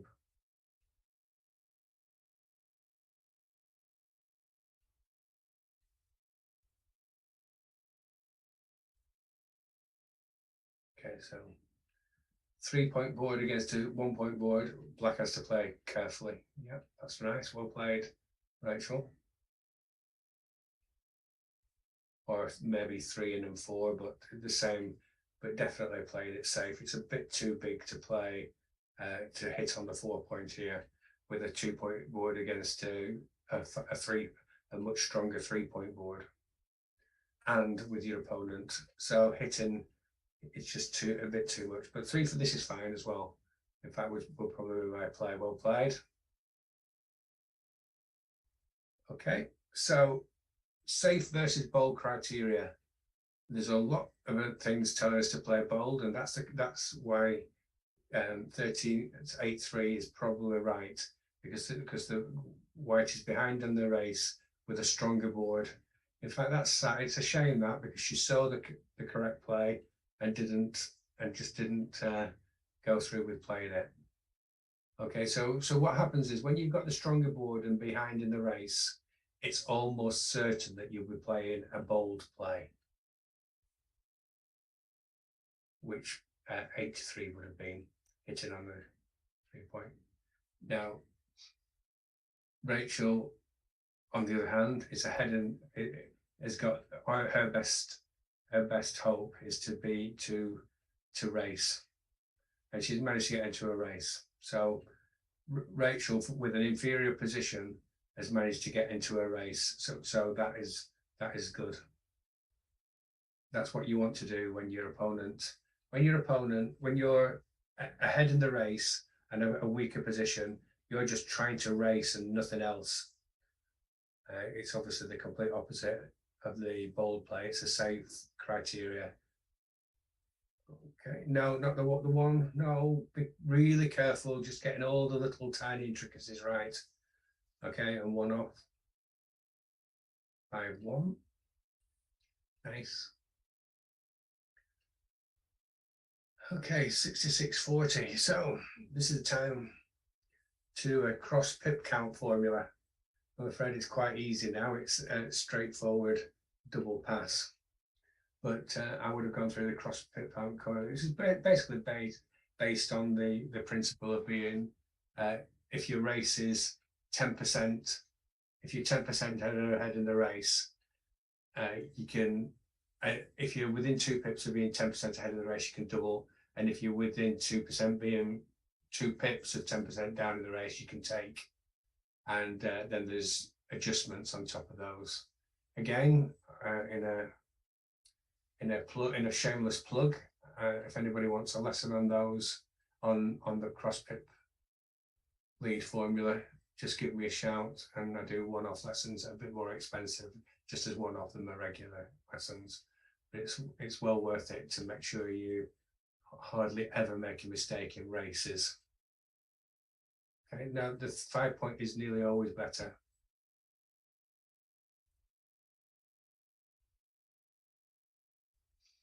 Okay, now white has got to make sixes play well at the back. So 24-20 or 24-21 is an absolute necessity here.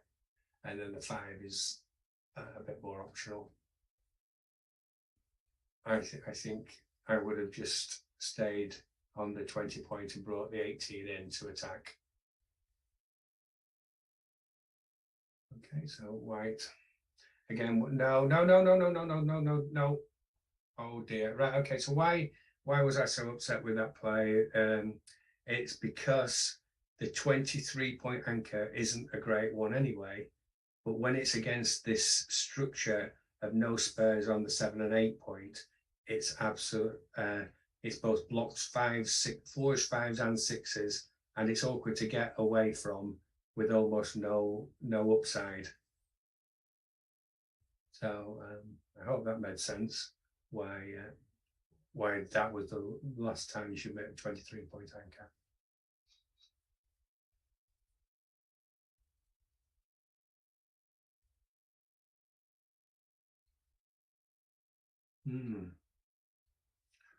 Not easy. I don't think Rachel can afford to lose the 8 point here. I think she just minimizes shots by playing 13-9. I think the double shot on the 8 point is just too much to make the 5 point. But I do get these wrong. With a pure play like this is often right, and certainly if it doesn't get hit, there's a lot of rewards. So that would be my play, but as Gaz says, and I should listen to him more, is be big, play big or go home. In this instance, my wimpy player was right. 2-1 and come to the edge of the prime. Ooh. Oh, Tim, badly wrong again. Oh. No, I was right, but only by a minor. And the hit was almost as good. Double 2. Okay, so stronger board, behind in the race, 4-2 is absolutely essential. And she got it right. Well played.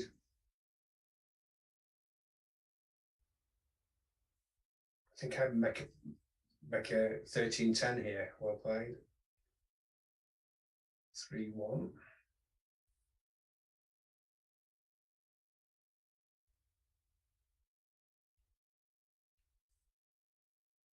Oh, that's a shame. I thought that was a good play.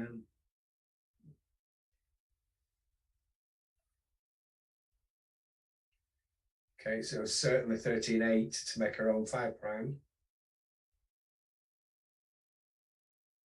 And then I think 21-20 looks quite good. Trying to create action. See, white or yellow, whatever we call this. Well, this is a fantastic roll anyway now, so we just play 21-14. You've not enough time. No, I should have missed that one. 21-14 is the play. Yeah, come on, Karen. Yes, well played. Come on, that's correct. Well played. Well played. Nearly always go past the prime if you possibly can do. So Rachel's got a really. It's so seductive wanting to make the 5 point, and it actually was the right play. But Rachel tried to. She looked into it a tiny bit deeply, I'm afraid, and wanted to. Okay, right. So now these decisions are difficult. White is very close to a double there behind because black's checkers are all completely broken in half. And we had a double shot at the checker on the edge of the prime. I think we'll find that was a double for white. Okay, great stuff. So hit and slot the back of the prime. Nice. Karen plays the checkers nicely, really nice. Okay, so let's get this cube in now, because black's position, even though it's prime versus prime, black's position is in a real mess. We really have to be doubling here, Karen, at this score.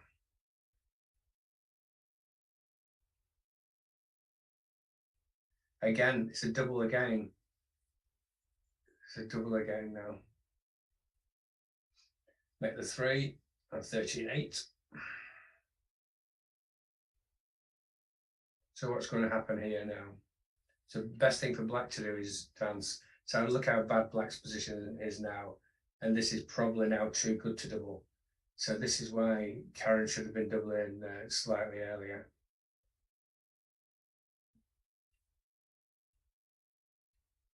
Just play 10-6 and hope to get doubled out. That's all you've got, Rachel.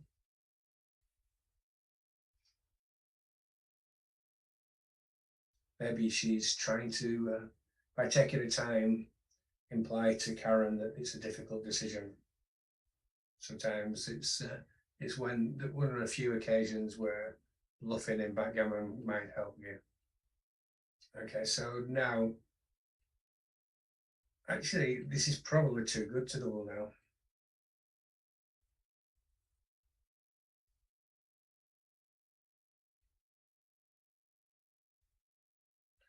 So just one more reminder to everybody, sorry to go on about this, but when you're behind in a match, be really aggressive with the cube. White has lost the chance to get 4 points here. Now, a bit awkward here for this can turn. There's so many 8 to 7 2 and 3 to 2, and there's a lot of numbers that don't work for white.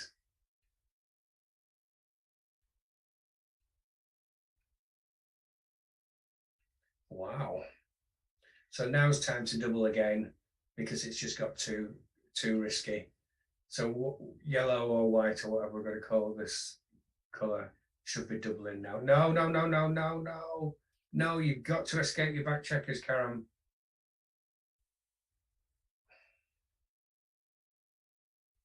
Okay. So I hope that people understood why you've got to escape your back checkers. So this is the biggest problem. White's position is still strong, but now we really need a 4. Oh, great! I bet that's been Karen's tactics all along. It make your position worse and worse, and then until you give Rachel a really awkward double. I think Rachel still has to pass here. It's just there's too many gammons. What a Karen! I take it all back. What a lovely double. That is what you call a real pressure double, and I think I would have to pass this with 3 checkers behind. But there's so many bad rolls for white. So that was quite scheming of Karen. Yeah, one player. I've just checked that the drop was correct and the double was correct. So quite, I mean, I do know that some of the time Karen was playing on was too good, but there would have been a few missed doubles at some point in that game. Right, so let's go. It's now 6-2. We've seen how tricky Karen is to play with that beautiful, beautifully timed double. But Rachel's still winning 6-2, and Rachel's got all the experience of tournament play and pressure play, and so obviously still remains the favourite. Okay, 5-3. So the race is close. So I think I would just make the 3-point and just start to build my own board. I've got I don't with being it's 2 pips ahead after this roll. It's close. I don't mind that, or just building. That's a definite positive move without any downside. I suspect the 2 players were really close. I would have made the 3-point though. 5-4. Let's make another pointing board. Nice. And no time for anything that's good. So just bring your checkers into play. Now, that's right. So what Rachel has done now is create herself a really strong board. And so what she does now,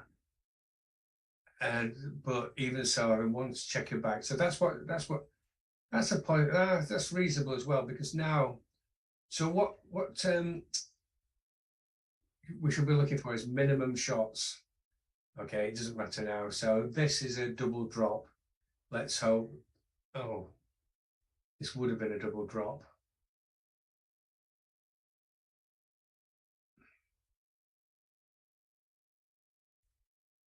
So Rachel's going to, I don't know what she's going to do. She probably is aware that it's a double drop, whatever she does. Let's hope that, yes, well done. It's a pass. Well played, Karen, again.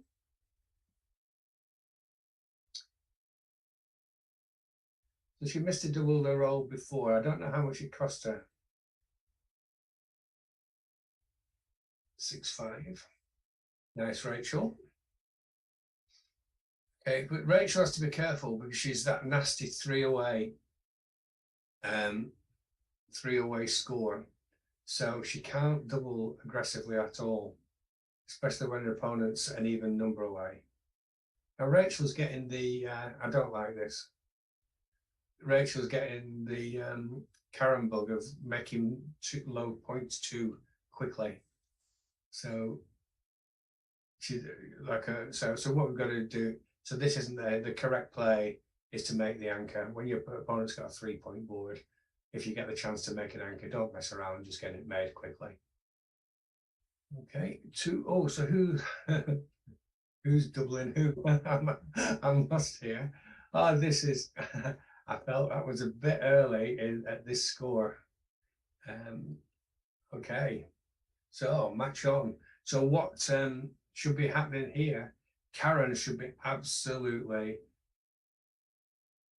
throwing this cube as soon as possible. You know, that double was a lot. Oh, it's a 600 blunder, the double. So can Karen make Rachel pay for that? You know, this is, I think I've told Rachel, come and have a chat with me, Rachel, about match score doubles, because obviously Rachel is a class player.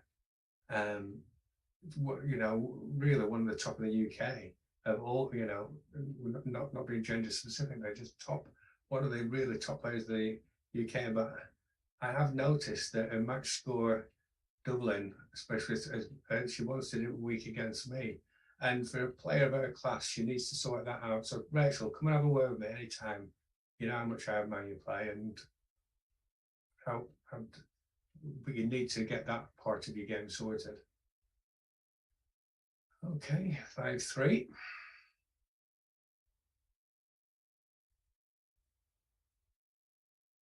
Right, so this, for the same score, the same reasons I'm talking about the cube from Rachel, this is oh, Karen should be over the moon about the chance when she's trailing 6-3 to get that cube onto floor. She's left it too late now. Rachel will be dropping now. See, Rachel may just play. That's oh wow, she's getting away with it, Rachel. Okay, Karen, when you're trailing 6-3 behind and the cube's on 2, the chance of getting the cube on to 4 is so fantastic. You should be doing it when you've only got a 50% winning chances. Never mind when you're ahead. So these are the things that I'd like them to both look at, how they, you know, the cube action at certain scores. In fact, please forgive me, Rachel, I've got you when you're such a superstar at the moment, but it is, you really need to get that sorted. You're almost a complete player. Let's finish the job off and sort that hole in your game out. 3-2. Even now, so now's the time to play safe. Okay, so even now, what yellow should be thinking of doubling, it's probably not quite right now. Oh, that is definitely the right play. No, Rachel, no, that is definitely the right play. Rachel, no, not this one.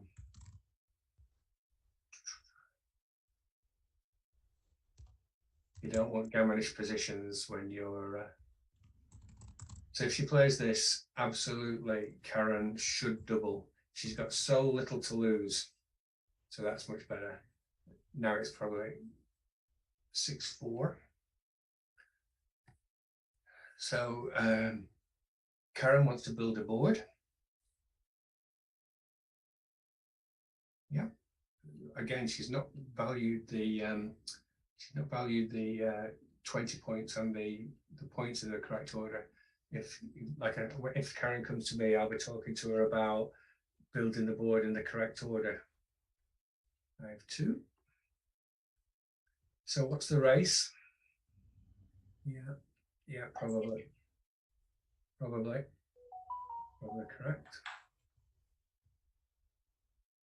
It wasn't. They're really difficult when races are close about who actually has the most, who contact favors most.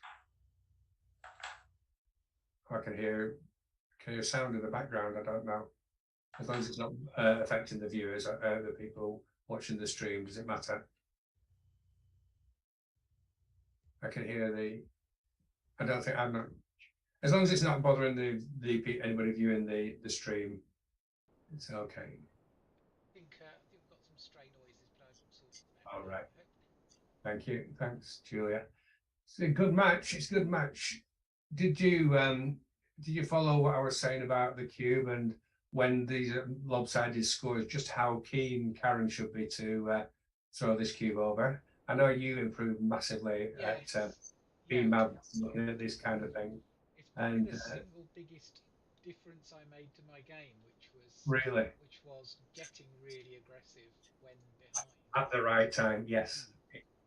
Brilliant. Yeah. And yeah, which this and that's the reason why Rachel's cube was so, because it gave Karen the opportunity to be aggressive with the cube. Of course, now Rachel's going to win the race, and all this I'm saying, Karen was saying, "Oh well, see what happened if I'd have doubled." That's backgammon. A one rollout trial is never enough.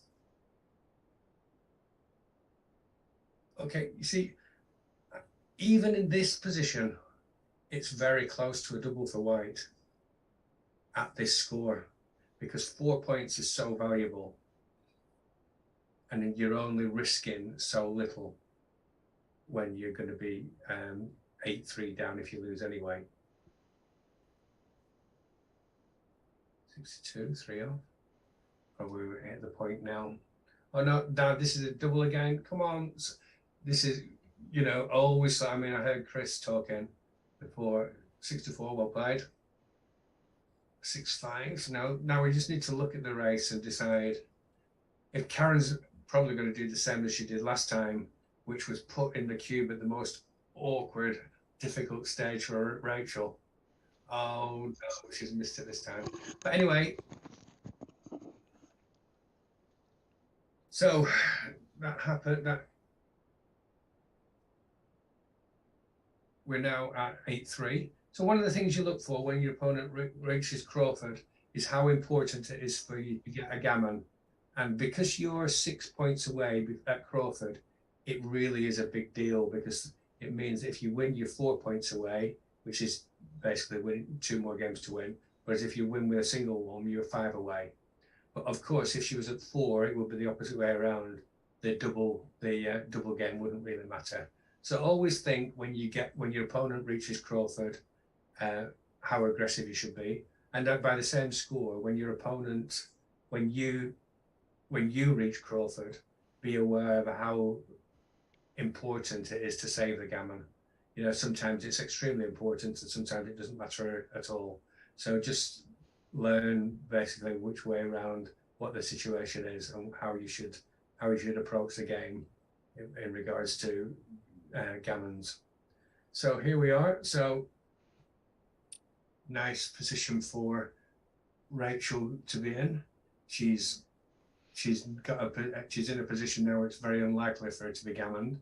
She will be very reticent about leaving a shot. The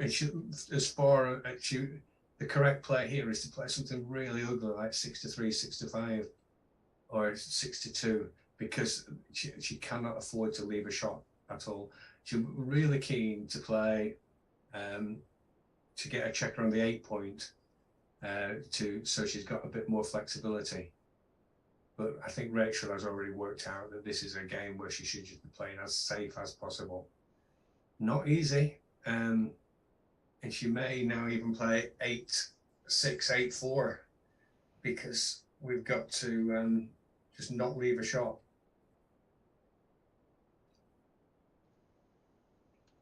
3-2, standard.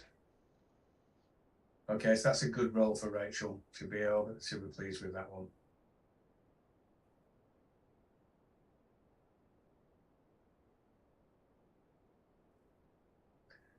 Oh, not quite, nearly there. Well played. 3 down, and any 3 really. Any 3 is okay. 3-2. Build your board, Karen. Well played. Nice. Karen's got really nice. She moves a check as well. The play. She makes them play well together. Flexibility is another way of putting what I'm trying to describe. 3-2. Carry on building your board. You can always tell a good player who's got when they're about to hit a shot, they've got a really strong board more often than not, and that's where Karen's doing so well. And of course, Rachel's done really well. She's managed to get to this position where it's very non-gammonish position. That's what she wanted at the start of the game.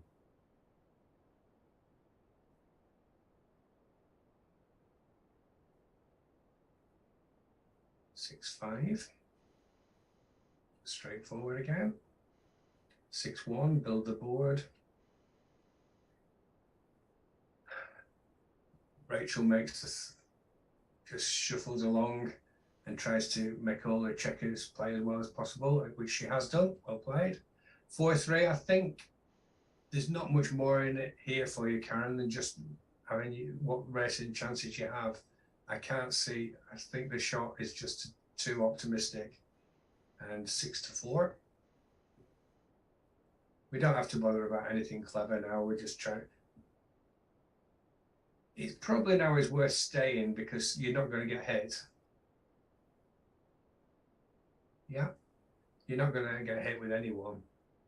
Rachel, of course, plays safe, and now Karen needs some big numbers. So when you're racing, always make as many. The easiest thing to think about is do as many crossovers as you possibly can.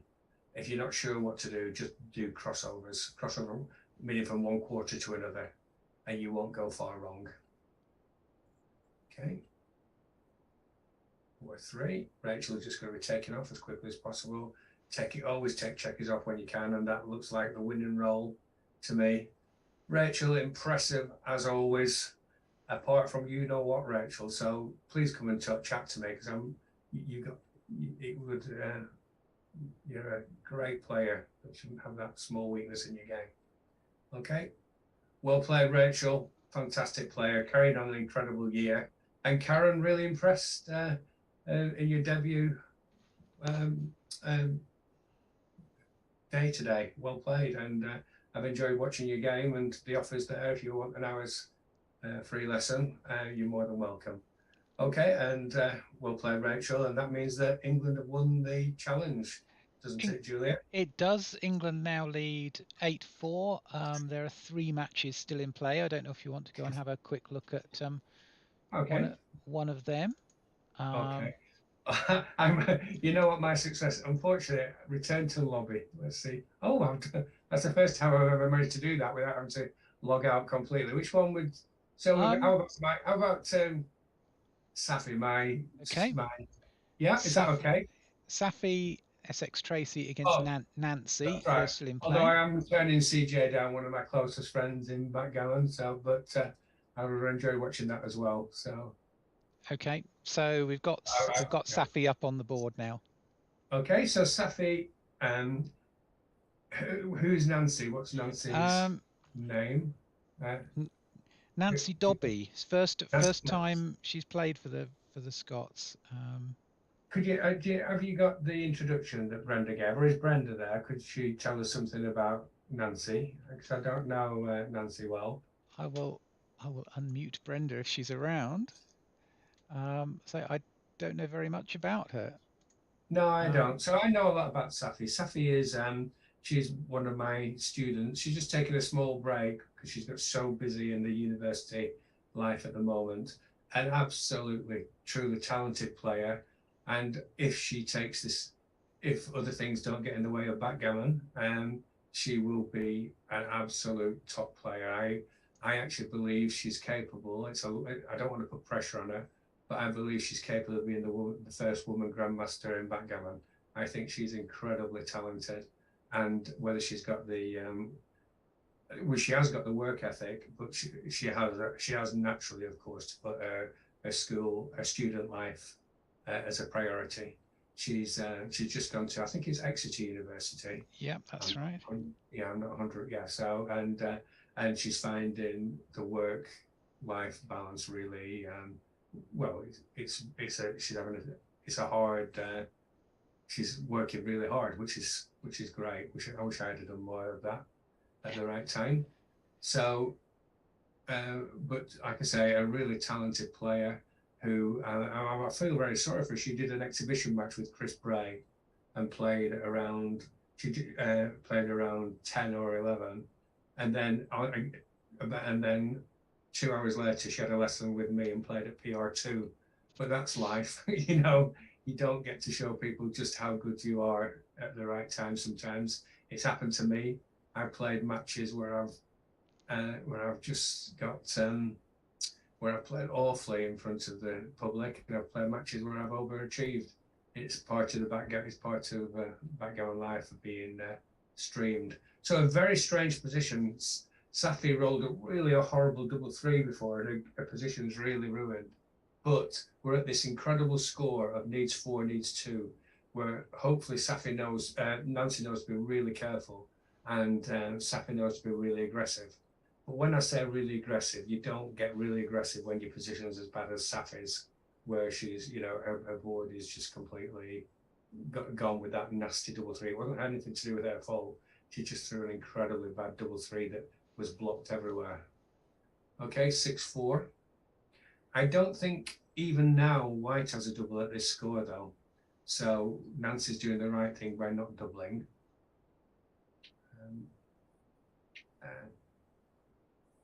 And even though I would normally support my my protege Safi, as the match is already over and Safi's already won 2 matches, I can be a lot more neutral in my commentary, I think. So when Safi will know from my instructions that when the 1 point is slotted, it gets covered as soon as possible. If the players are all reasonable to cover, there's not something massively better, you absolutely cover that 1 point once you've slotted it. And of course you did it and did it correctly. So now this is a really strange position. When does White double? Because even though this is a score that you never double at, you might be, you're winning by so much here, there's a real temptation to actually throw the cube. So by making a board, oh, what was wrong with that? I don't know why that, don't know why he didn't like that play. Yeah, 8 to 6-2. I thought making the 6 point was a certainty. Oh, it was 8 to 6. He was making the board, but the other 2 weren't necessary. So double 3. So again, we may have a position where it's not a double now because of this awful score. I hope it makes sense to people why you don't double at needs 2, needs 4.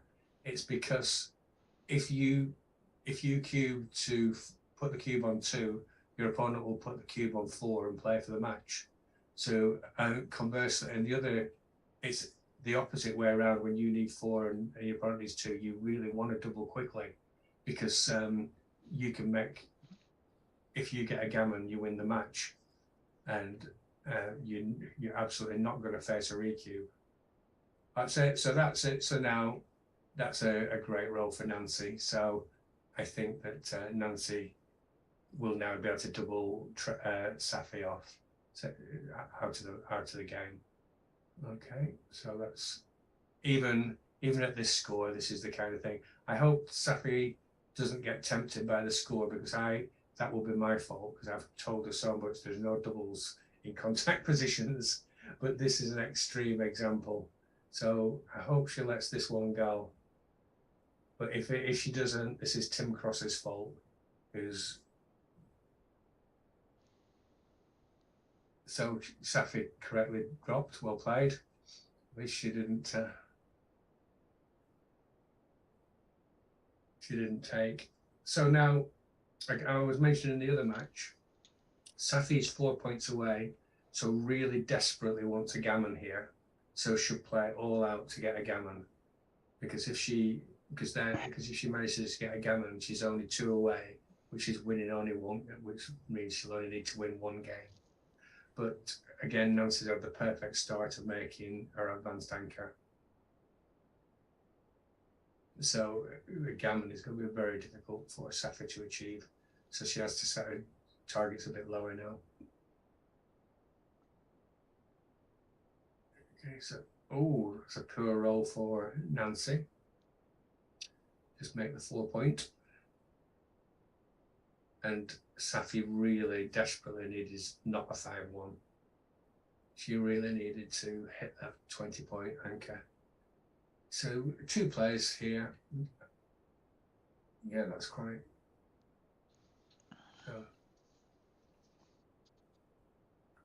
Played Safi.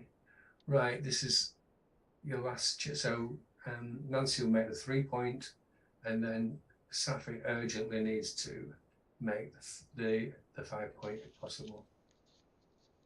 This is a horrible roll, 5-2, when you've got a slotted point with 2 to cover. You're like almost taking for granted that you're going to cover the 5 points. And then when you get there, it feels like a real anticlimax making the 3 points when you thought you were certain to. I presume this is a misclick. I hope it is. I presume this is a misclick. Yeah, well played. Okay, so and Nancy carries on attacking.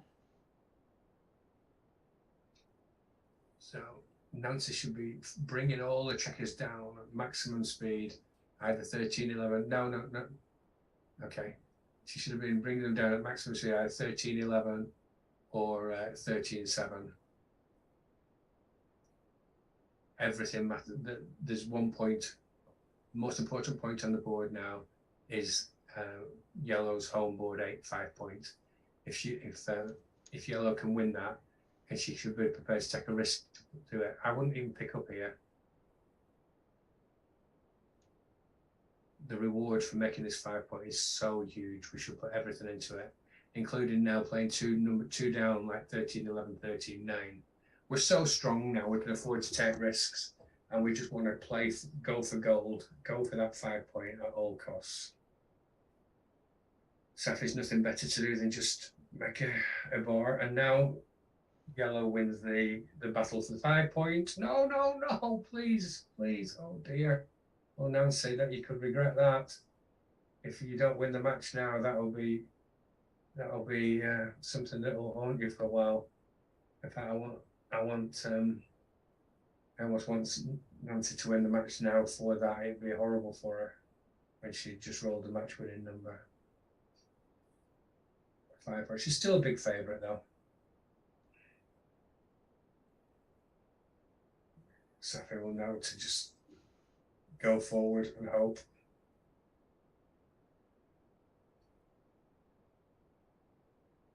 Oh, great roll. Now this is interesting. This is tough because 6-4 with 2 is so powerful. It's so powerful if black doesn't roll the 6. I think I might slot the 4 here though, because the 3 is going to be good anyway. Or I might play 6-4 too. You know, things are going bad. Oh, see, this is Safi. This is the thought of and play of a really talented player. That is amazing, Safi. So proud of you when you listen to this. Well played. And again, this is going to haunt Nancy. She's twice missed making the 20-point. And before that, she'd been playing excellent backgammon.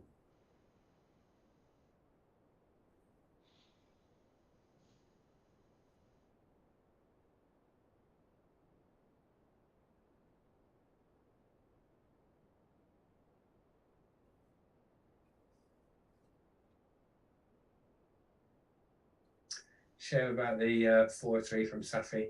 The thing is, 24-20 is so powerful, such a strong play in this instance that you just do it, whatever else is going on, basically. You go against any thematic play. Anyway, you still did that 6-4-2 twice, Safi. Absolute class play that not many people would have been able to find. Well played.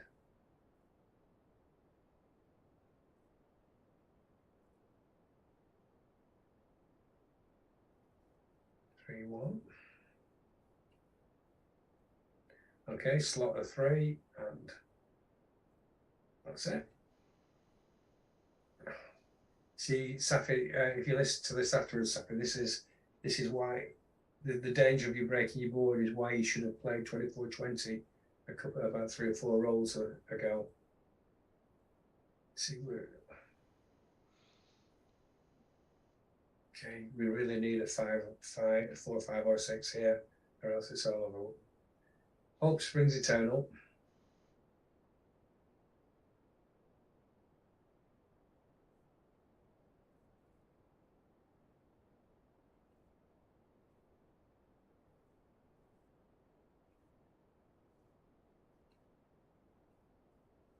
Oh dear, it's a bit tough now. Oh, oops, it's all over. Well played, Nancy. Well played. And good game. Is CJ still playing? CJ is still playing. And oh, I've got to support CJ now. I chose. If we can hop over to her, it's yeah. 6-8 in that match. See, okay. That's now up on the screen. Okay. Oh, I'm gonna have. No, it's not on my screen. Right. Okay. Return to lobby. CJ. She's got a lot of people watching. Okay, and this is CJ versus Gemini, who is Alice Taylor for Scotland. Brilliant. So I can't tell you that much about. Is it Anna? Did you say Alice? Alice, about Alice. But I can tell you about CJ. Like I say, one of my close friends in backgammon, and a superstar Keith Lee Cougars supporter that I now support Keith Lee Cougars, all thanks to CJ. So one day we're going to go together and support them. And what sport is that? That's rugby. That's rugby league. Spoke as a proper Cambridge person. That it's the real game, isn't it, CJ? When she's listening, rugby league. So yes. So there was an incredible program about Rob Burrow. I don't know if he's crossed your path. Rob Burrow and his friend.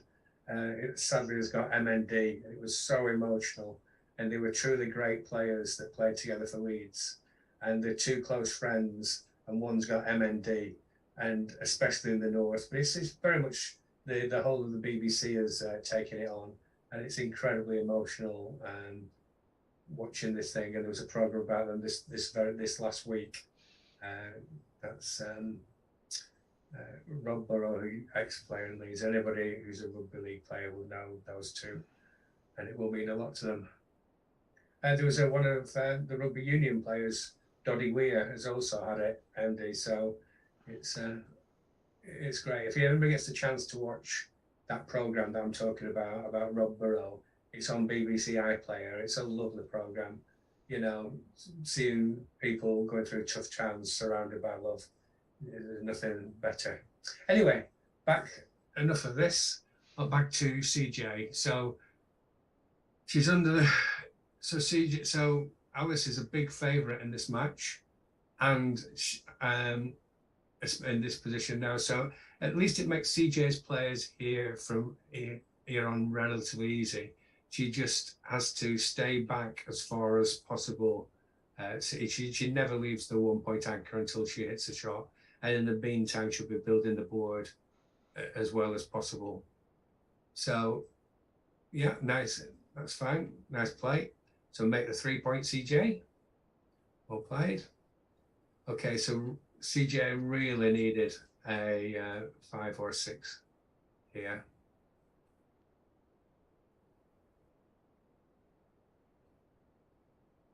We really need a 5 or 6. It's not happening for CJ, I'm afraid. So as a CJ supporter, I'm looking for Alice to throw a 3 there and leave a shot. But this is very reminiscent of the one we saw on the last board.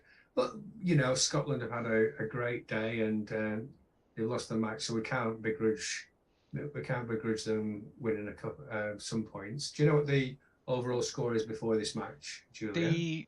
This is obviously the final one. The score at the moment is 8-6, so England have won, but Scotland have made a very, very good fight of it. Absolutely, and a great final, and right down to it wasn't quite down to the wire, but in effect it was down to the wire. Okay.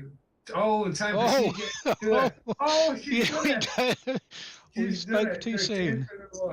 Right. It might not even be right to go. It wasn't right to go. She had to pick up 6-2 because this is the second one. Yeah. That's right. I'm trying to pick the second one. That would have been a really clever play if she'd have done it. But and two, but now she's got another chance. She absolutely must leave a shot here. Yes, she actually carries on leaving shots here. Take the two off. Yes. Oh, you've got it now. Well played. Now Alice should not hit. Well played, Alice. She should not hit because she'd be favourite to win a race. No, you made a mistake. It's so difficult to say no to shots like that, though, isn't it? It is, and yeah. Oh, no good at all. That. Never mind. CJ just plays safe and hope that Alice dances one more time.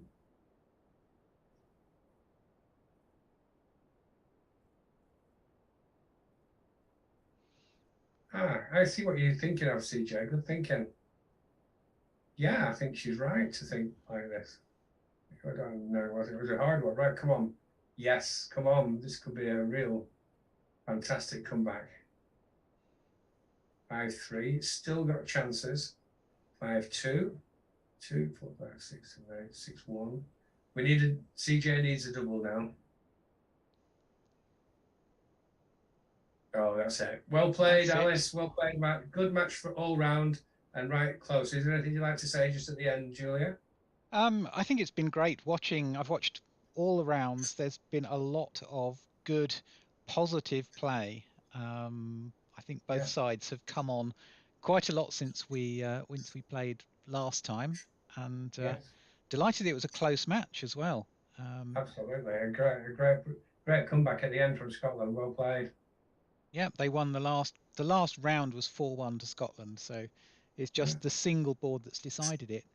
I've already put the matches we've watched on this round through Extreme Gammon, and particularly, well, not CJ's yet, but Safi played at 5.37 and Rachel at 5.91, so that's really, really good to see. But that doesn't tell the story of Rachel's match. She's playing at 5.1 with that one cube blunder. It just shows how incredibly well she's playing.